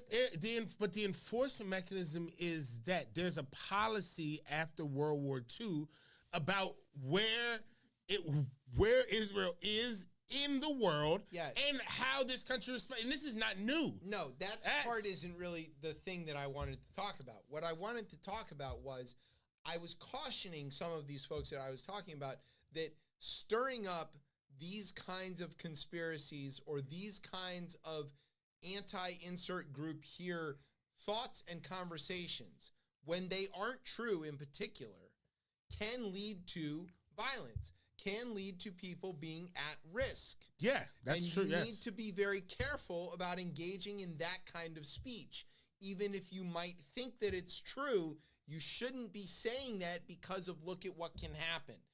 And here is a very good example of what can happen when people engage in artificial, fake blame games and scapegoating and attacking whole groups of people for shit that did not happen and is not true. Other people will take that and run with it, and they will begin to commit acts of violence. And for the folks who have been injured by these riots, by these thugs who are out here perpetrating this act of violence against brown people in Britain, those people are the victims of that kind of conspiratorial bullshit. Yeah, it's the same as when, like, before you retweet something or anything, by not think about it. Yeah, think about what that is, like who's sending it, maybe search for 2 or 3 sources, but I think we're asking a lot of people who aren't going to do that. Right, but not just that. Don't just say things that aren't true. Yeah. You can't just be like, well, you know how they are. The second you do that, you're feeding this kind of violence. Yeah. The anonymous they becomes a target. But when you have the leading presidential candidate doing the same thing, taking a whole speech, the whole RNC was around this mythical they. Yes. They are trying to take, yes, and it can lead to violence. But I would also point out, this is not limited to stuff on the right. No, not at all. No, it's left. So to my various insert here minority groups of brothers and sisters, if the thing you're saying is also a thing that the Klan says, don't do that thing. That's an easy bar to clear. And even if you think that it's true, if you arrived at the same conclusion the Klan did, even if you arrived at it from a different perspective, don't. Not a good decision. Yeah. Not how we do things here. If the Klan agrees with you, bad side. Bad side. Don't be on that. Not a good ally. No. There was an interesting quote in this story here about the riots in Britain that I thought was very pertinent to this show. It said, quote, on the question of who and what is driving the violence, a police source said, it is a really nuanced picture. There is a level of coordination. There's a level of planning. It's not particularly sophisticated. Got nuanced in there. There is, yeah. You should be proud. It is, yeah. I mean, like people are online saying these things, but it's not like there's like a specific group, and it's not like they've really again coordinated enough to it's just a bunch of people on the damn Facebook thread yelling, but then they go outside and do the thing. Like, hey, I'm mad about that too. Come on, let's go. And then grab your bat.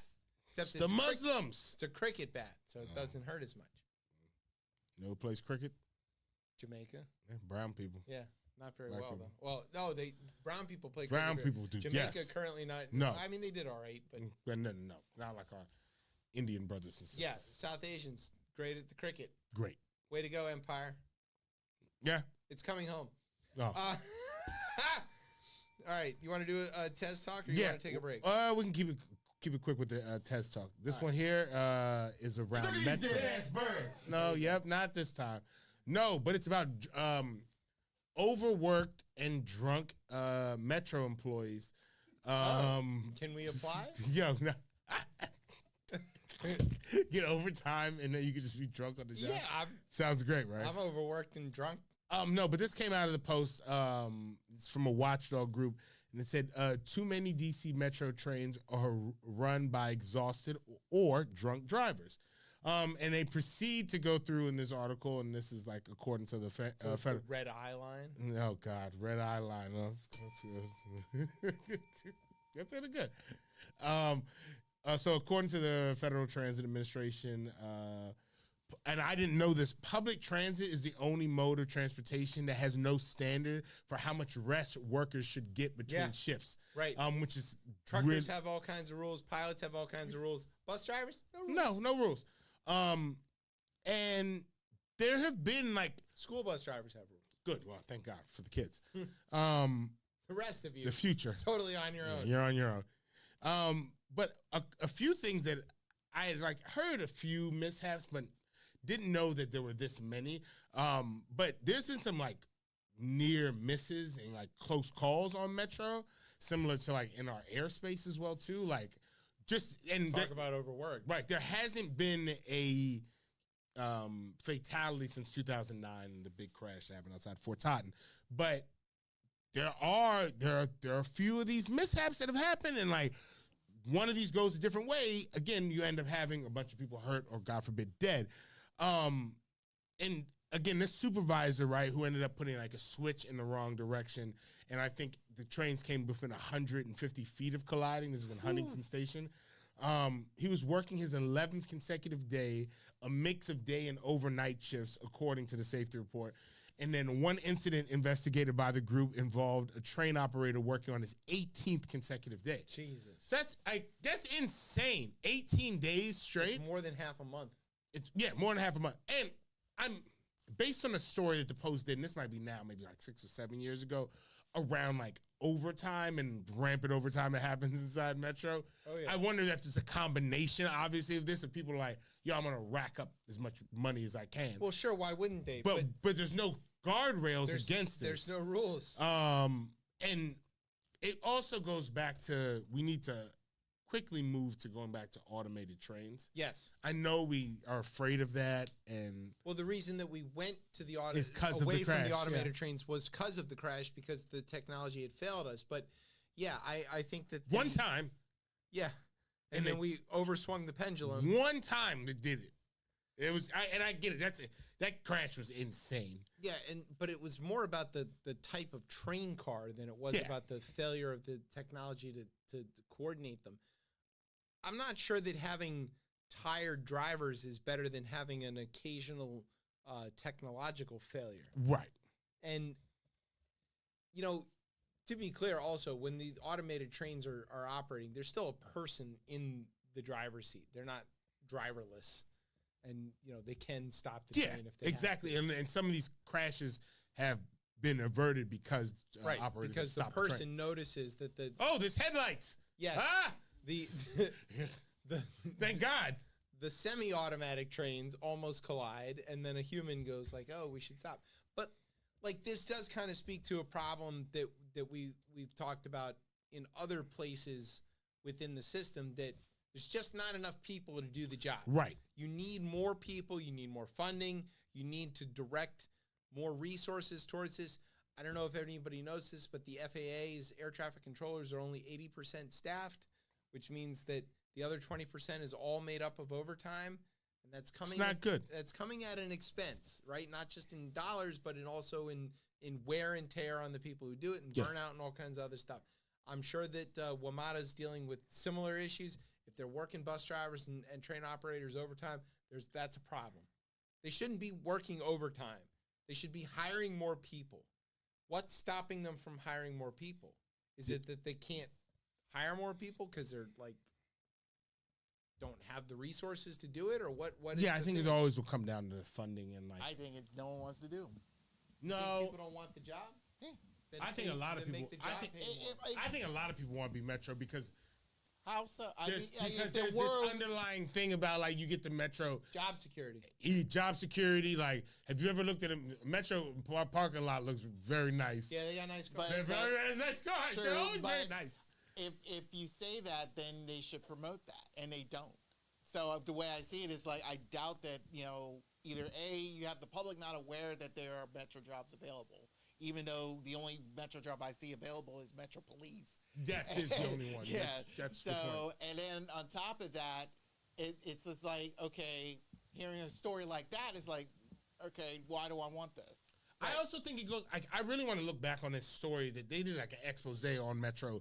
Again, it might be going on like 5 or 6 years, but it's longer than that. You're talking about like with the managers driving the controllers like this crazy number of hours. Yeah, and all this stuff. And like I also think there might be a culture of something that's happening in Metro. There is a cultural problem going on in Metro, but that's been a long-term problem. Right. There's been, I think, a lot of improvement. Oh yes, hands down. Over the years of the management. But look, if it comes down to resources, it comes down to resources. Right. If people don't want the jobs, it's because they don't pay well enough. You make them pay well enough, more people will take the jobs. So all of this has to do with, again, where are our priorities? Where are we putting our money? Where are we thinking about what we need to protect? If safety of people is a thing that matters to us, we would find the money and take it away from things that matter less, like say oil subsidies or something. I mean, there's so many places where we're needlessly investing where we could be redirecting that money towards safety. The federal government and the city should come to an agreement of like what they're putting. That is the simplest. The feds should pay for Metro. And I think the feds should honestly pay for the whole thing. I know that's never going to happen, but there should be an agreement of an established price. They should be the fourth partner. Yes. It is crazy. It's their idea. That D.C., Maryland, and Virginia have to foot the bill for something that is overwhelmingly used by the federal workforce. And that is, again, none of those jurisdictions, they didn't ask for this. No. This is a federal government idea. I understand they all get benefits from it too, and that's fine. And I'm perfectly willing to have the Commonwealth pay into Metro and be a part of that and be part of the dedicated funding. But the federal government is the biggest beneficiary of Metro, and they should be paying something for it. All they're doing is providing a congressional charter for the transit police. And the federal government has some of the most stations that are connected, whether you look at NIH and Medical Center, Pentagon. The biggest, that's most what I'm saying. busiest So even station outside of the city. Is in the fucking Pentagon. Yeah, so outside of the city, the federal government still is like a beneficiary of this. It's insane that they don't. NIH and Pentagon, I think, account for something like 50% of the riders. So there you have it. It's a crazy number, and those are both outside of the district, by the way. That is the point there. They're outside of the district. Moco and Arlington. So right there alone, a reason to foot this. And again, not the whole thing. No one's asking the whole thing. Just be the fourth partner, 25%.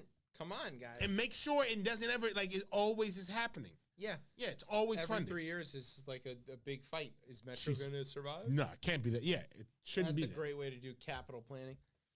All right, you want to do some good news? Yeah, let's do some good news. All right, let's talk about some good news. Here's good news. Donald Trump started telling everybody that they could use Bitcoin to pay off the national debt. I can see that scaring up some people. Yeah, and then the Bitcoin just plummeted. And everybody's like, no, that's a stupid idea. That's not why we made this. Yeah. That's crazy. Bitcoin paying off the national debt. To decentralize and get away from, fiat currency and away from government control, why don't we use it to just pay off government debt? So many Bitcoin enthusiasts are going to... So it sent all the crypto bros into a tizzy. Yeah, so this is a good news story in a number of ways. One, Donald Trump said something very stupid. Two, crypto bros took an absolute whooping to their wallets and to their psyches and all that other kind of stuff. There's hardly a group of people on the planet that are less sympathetic than crypto bros. So, you know, that's funny. And then also Trump announced that he had like a new crypto coin that he was gonna, you know, debut. There's a lot of people who are lining up to try to buy that. I hope they do. Nothing bad could happen. Should be fine. It's going to be great. They're trading another imaginary money, but at least imaginary money that everybody believes in. Well, it's like having a Trump beanie baby that you can make out of thin air and that somebody else could also make. I did that today. It's a funny story. This is a complete tangent here. But I did this today in my house, and I came up with this thing called Daddy Bucks. Oh, yeah. Yeah. And because it's just a very interesting, like, concept to, like, show, like, taxes. Like, the reason is the reason the money is worth anything is because there's some type of tax that they ask you to go bring it back. Like, right. That's and you see that when you create some fake money in your house and say, all right, this is what the money can buy. And like I'm like, oh, if you can read a what's the character? One of these biscuit books to the end, that's 5 daddy bucks. You can get like no help, 5 daddy bucks. If you need a little bit of help on a book you've read before, 4 daddy bucks. Not even 2. Oh, okay. No, yeah, exactly. You clean the room. You only can do that 1 time a day. 1 daddy buck. Then I've ledgered obviously the what like if you want to watch 1 hour of PBS Kids, 2 daddy bucks. If you want to pick whatever you want to watch for 1 hour, 3 daddy bucks. Nothing about this story is surprising me. That somebody who listens to Marketplace like it's his job has created his own version of the Fed in his house, and then he uses it to make his kid read. Yes. Yes. You're everything that Fox News hates. Yo, I was walking the other day. And I was walking. He wasn't driving also. He was walking. From the library. To the metro. From the library with her. Yeah. Very frustrated at a performance. Just like no focus. And I was like, well, what is works for everybody? And I'm like, it's money. It's money. It's money. All right, so let's just create a currency. Let's back it by something. Yeah. Like it's backed by it's real. Because you want today there was a stuffy sitting on top, and I was like, oh, random, and I put this there because you were misbehaving, and it hasn't been long enough where it should come down. It's like, can I get that back? And I was like, you got enough money. 1 daddy buck. Yeah. All right, cool. Take it, cool. And it's back in circuit, and we'll loan it back out. That's right. Yeah. So what's the interest rate currently? Right now, it's 0. When's the next policy meeting? You got to raise those rates. Yeah, I will see first. Inflation's out of control. It's a new currency. We're just getting started. So. Okay. Well, speaking of currency, this one here is called Fed Talk. Okay. Good segue. So, brilliant. You may have seen the let's call it news talking about the markets are crashing. There's a correction. Okay, continue. So before you go on, I know where you're going with this, and I'm going to let you spin off and do your best Kyra's doll on steroids. But here's the thing that everybody needs to know. First of all, as Kyra's doll likes to say, the stock market is not the economy. It is not. Number 1. Number 2, there was a jobs report that came out where the number of new jobs created was 114,000 or something like that, which is lower than what was expected, partly because the Fed's job was to slow this down a bit, because as the jobs increase, the inflation increases. Yeah. Also, the unemployment rate ticked up a substantial amount. To be clear, not because more people got laid off, but because even more people than expected rejoined the labor market and started looking for jobs. Right. During the height of the inflation that was going on a year or so ago, a year and a half ago, the Fed has 2 jobs: maintain maximum employment and keep inflation at roughly 2%. Those are its only 2 jobs. And the tool it has to use for that is interest rates. It either makes it easier for money to enter the economy, or it makes it harder for money to enter the economy, and then the market is supposed to use that accordingly.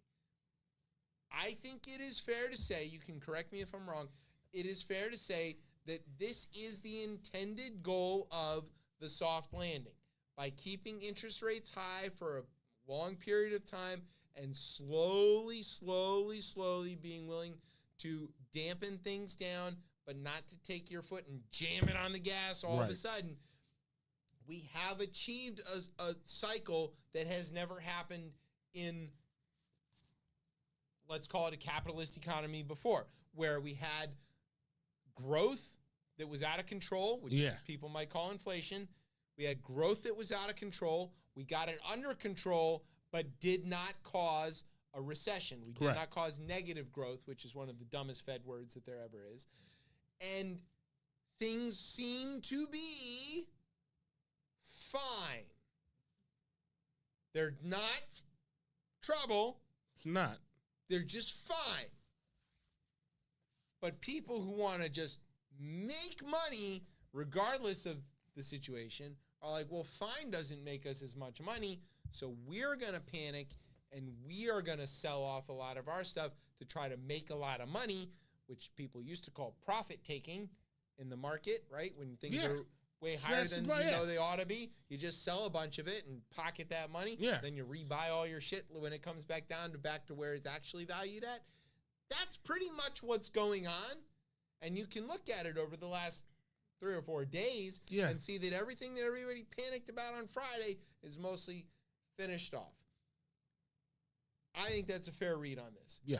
Go ahead and do your best marketplace impression. I'm going to do the big timpani drums. You keep going. I think there's three pieces of this. One, this is the intended effect, as you mentioned, of, again, raising interest rates at the rate that the Fed has over, I guess, the last 2 years, going on 2 years now. Yep. And we're going to have a rate cut in September. No matter what. That was going to happen no matter what. Already it's baked in. Telegraphed. It's baked in. And I think another piece is when the stock market has been so profitable. Yes. If you think when it falls off the cliff in those first 3 weeks from March 11th, 2020, going into like maybe April 4th, maybe April 5th, around there. Right. After that, after the huge infusion of money into the economy, accompanied by the low interest rates, the stock market has continuously been on a tear. It's at record highs. At record highs. Still, no matter what. It fell 1,000 points. It's down 1,000 points.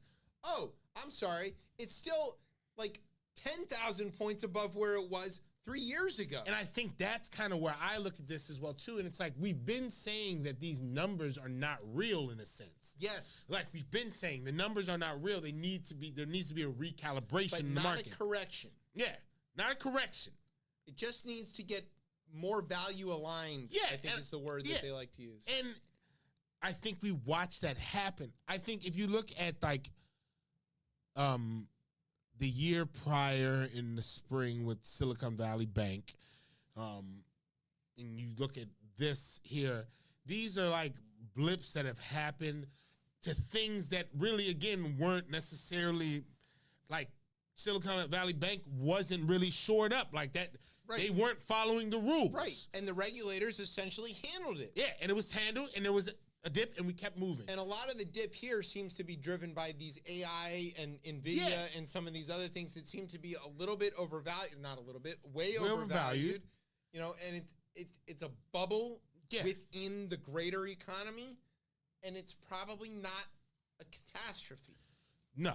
I do think, and I'm a huge Jerome Powell fan, I do think that he does run the risk, though, because, I think he would admit he missed cutting these rates faster. I don't know about that. I think he would admit that. I think they've already admitted that, and I think they've admitted that before. Yeah, we kept saying it was transitory. That was incorrect. I think they will say that. But it was transitory. And it's just a longer term.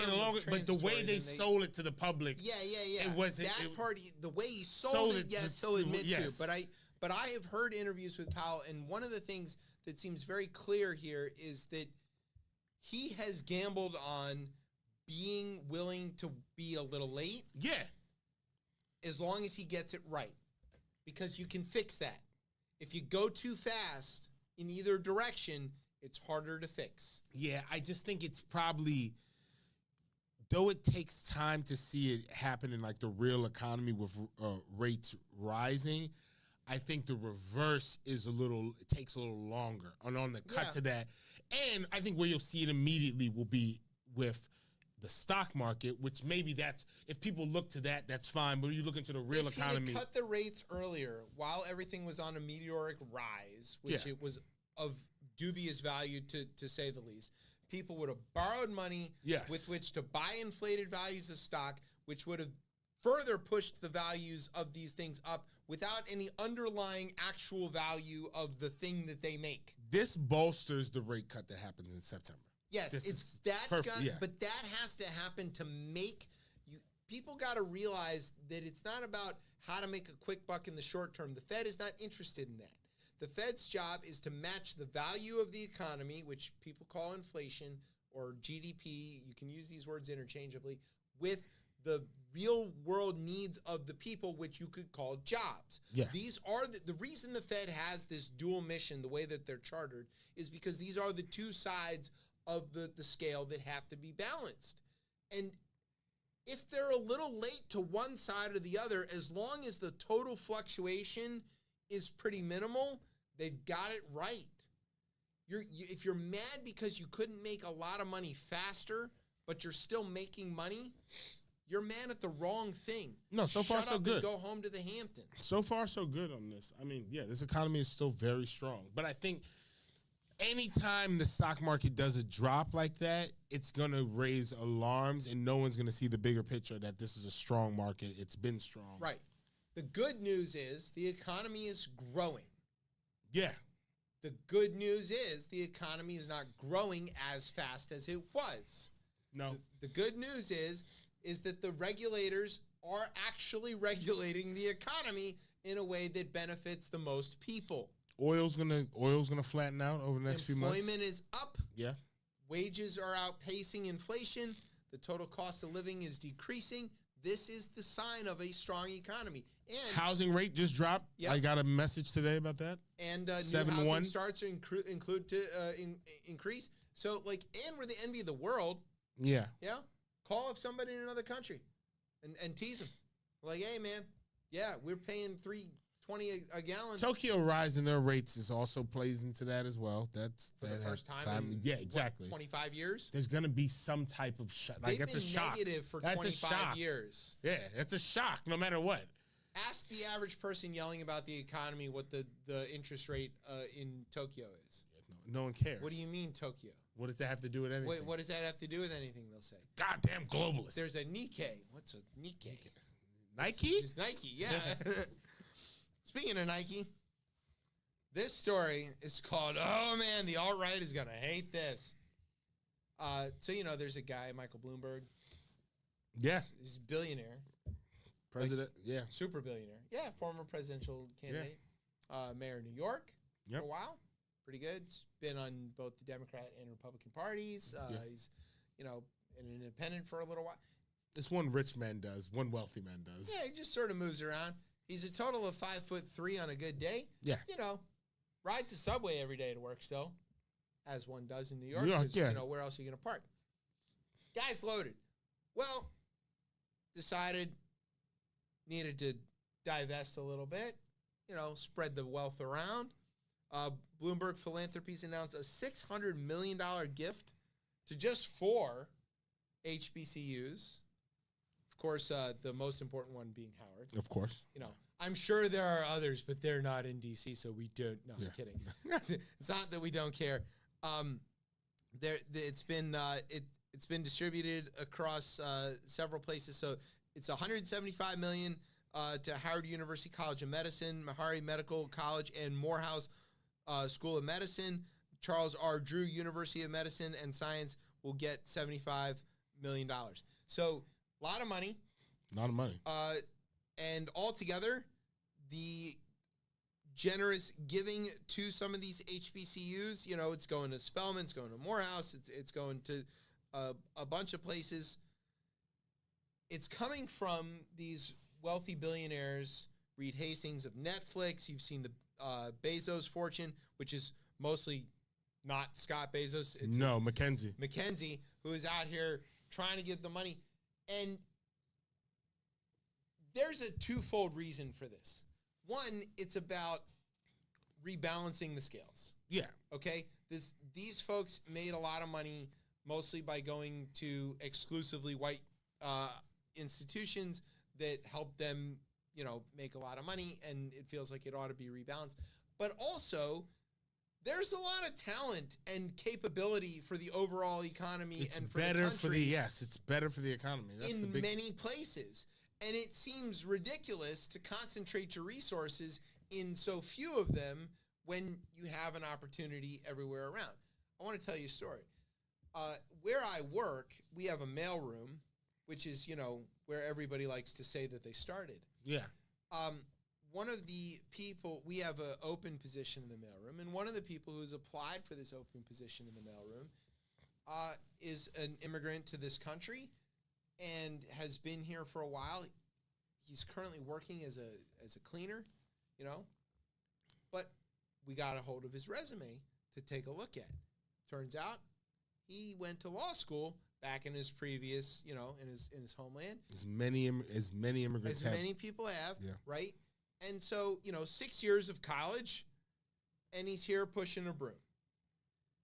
Now, I'm no Bloomberg, although I do share a lot with him.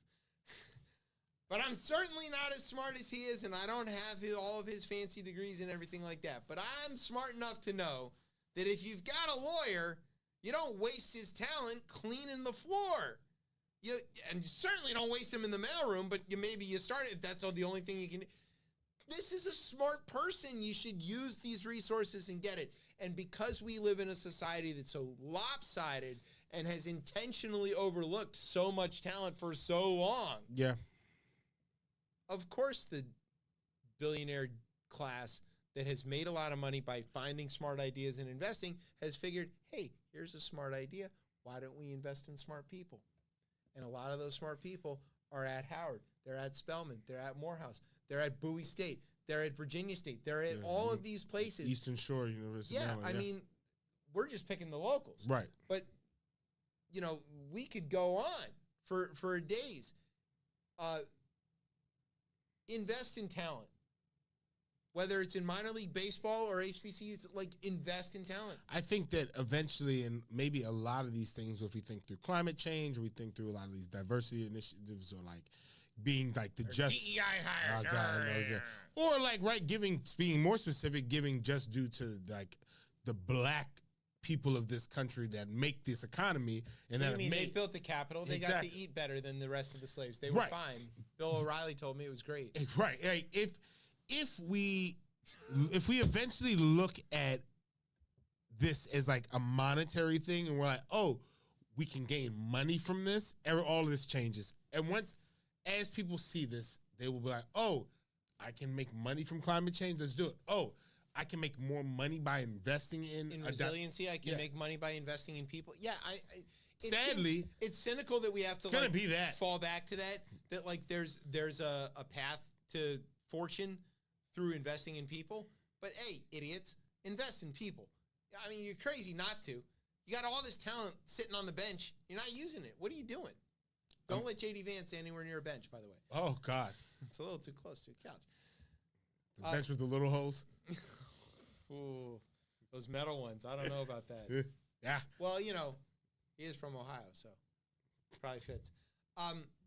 Just to be clear, Coach Walls would not have cut J.D. Vance just because he runs a 15-minute 40. But he wouldn't let him ride the bench either because it's a little too close. And with that, we've come to the end of the show. We're early today. Oh, wait a minute. No, we haven't. Brian, your cousin is winning medals. And caught COVID. Yeah, yes. That did happen. Okay, but do you have any thoughts on I saw the cousin cousin Noah. I was happy for the fact of the 100-meter. That was very intense. Won by a nose. Yeah, literally by a nose. Even it was kind of odd. A forehead, maybe. Yeah, it was kind of odd how it started because everybody was ready to go, and for some odd reason, the organizers or the setup crew wasn't. So, but once they got going, did you see him jumping when he was getting ready? Did you see that freeze frame of how high he got up in the air? Yeah, he's like 10 feet up in the air. So he was amped. I give him that, and he wanted to prove something, and he did. Unfortunately, after his 200-meter bronze medal win, I don't know why third place is a win. It is a win. It's a medal. Yeah, it's who wins a medal. But it's a medal. Yeah. So finding out that it's a whole age. I know. Bronze age. Yeah. It was an age of swords bronze. out of gold or silver. That shit would break. Yes. Yeah. But afterwards, after the race, seeing him collapse and finding out his lungs were full of COVID. Yeah. So he getting COVID, and you imagine how fast you are. That's you insane. win a bronze medal in the 200 with COVID. Yeah. So that means, mind you, I think his training helped him with that. Oh, Get him that. But the question, which will be asked on the upcoming episode of No Filter Sports, featuring Chip. Yes, I highly question about this year's Olympics itself and what their practices are about monitoring certain things like this, because pretty much they've been sliding in a lot of things like the rest Tokyo, of the world. They're like, oh yeah, COVID's over and everybody can just hang out in the village. Well, and stuff. Well, again, one outbreak and this whole thing is E. over. coli in the river. Come on, man. Yeah, come on. The hell we care about. Tokyo is different. I mean, they're highly strict when it comes to things like that. Well, they were because it was still the pandemic. Right, they saw the pandemic, but that's what I'm saying. They sort of let all the rules go now. Yeah, well, this is the IOC. The IOC is all fucked up. Anyway, what? Next thing you're gonna tell me FIFA's corrupt. Get out of town, Brian. Get out of town. I will have no such slander of the upstanding organization known as FIFA. If you come for Condom Bowl, I'm coming after you. Okay. Anyway, on that note, let's play our private theme song. Speaking of which, also, fuck you, NCAA. Harbaugh is in San Diego, idiots. Can't punish him for a thing that he's not doing. Sorry. That's offline. You can. And I hear he's pulling linemen constantly. Whatever. He's going to be great. All right, we've come to the end of the show. Shout out to the DC kids who are doing great things in the Olympics. Flag bearer for the closing ceremonies, Katie Ledecky, also a DC kid. Yes. Love to see that. Tori Husk doing great. Katie, hopefully going to bring us a gold in the basketball. Doing good on the track. Doing good everywhere. It just feels good. You know, I know America's doing great, and I feel better even that it's, it's our folks. That's really good. Thanks to our radio partners, Howard, Spellman, Morehouse, and anybody else who recently got a huge donation and needs a communication professor like Des to spend it on. Hey. Oh, my. Yeah, hey, look. You're qualified. You do communication once a week. That is true. Thanks to NOTN for keeping sometimes us 4 on for another week, maybe. Don't know. Shout out to our favorite New Orleans friend, Kiwi in Baltimore. Has got new music coming out. Go check it out. Stay tuned for more expansion news to more networks. I can't divulge anything just yet, but there is something in the works. Yeah, it's a tease. Thanks to our regular radio partners, Google, Apple, Spotify, all those guys. The antitrust group. Yep. Well, just Google so far. Check us out on the Podcast People's Choice Awards. Hey. We made the slate. I don't know what that means exactly. When we figure out how you can vote, we will let you know. We'll obviously tell you. There is no question that we will flog that constantly. Thanks to our home on the interwebs, coplaymedia.com. And thanks, as always, to our family here at Beltway Radio for making us sound as smooth as the Venezuelan election. All right. Where can everybody get you on the socials? You can find me on Instagram at KetchumCordy. You can find me on Twitter at DC Cortez, which I haven't been on there lately, spewing national takes, which, the ups and downs of this weird team. It's a very weird team, but I'm still happy. I'm still proud. And you can find me, as always, being a flaming liberal on Blue Sky at DC Cortez. All right, you can find me and the show on Twitter at ChipChatRR. You can find us on Facebook or Instagram at RipChipChat. And you can, of course, find us every Thursday night except last Thursday night at 9:30 here on Beltway Radio and Beyond. I'm Chip. That says that's Brian. You've been listening to Chip Chat on Beltway Radio and Beyond. Street balls. Say yo. We're trying out this new A, I call it the new method. Step Fred and Woo would probably call this track tepid. We don't care that the robot is rapping, as long as it gets the place toe tap. Our man Bird did the digital like a Bobby. The software did the beat like it's a new hobby. Musicians make music with what they have available. The robot can make nearly anything sellable. If this new song becomes a big hit, Early Bird and his beat collect half the profit. Hits climb north and sometimes birds fly south. Nothing that you're hearing came out of my mouth. This is Chip's robot and his voice is kinda whack, but at least it took no effort to get him on the track.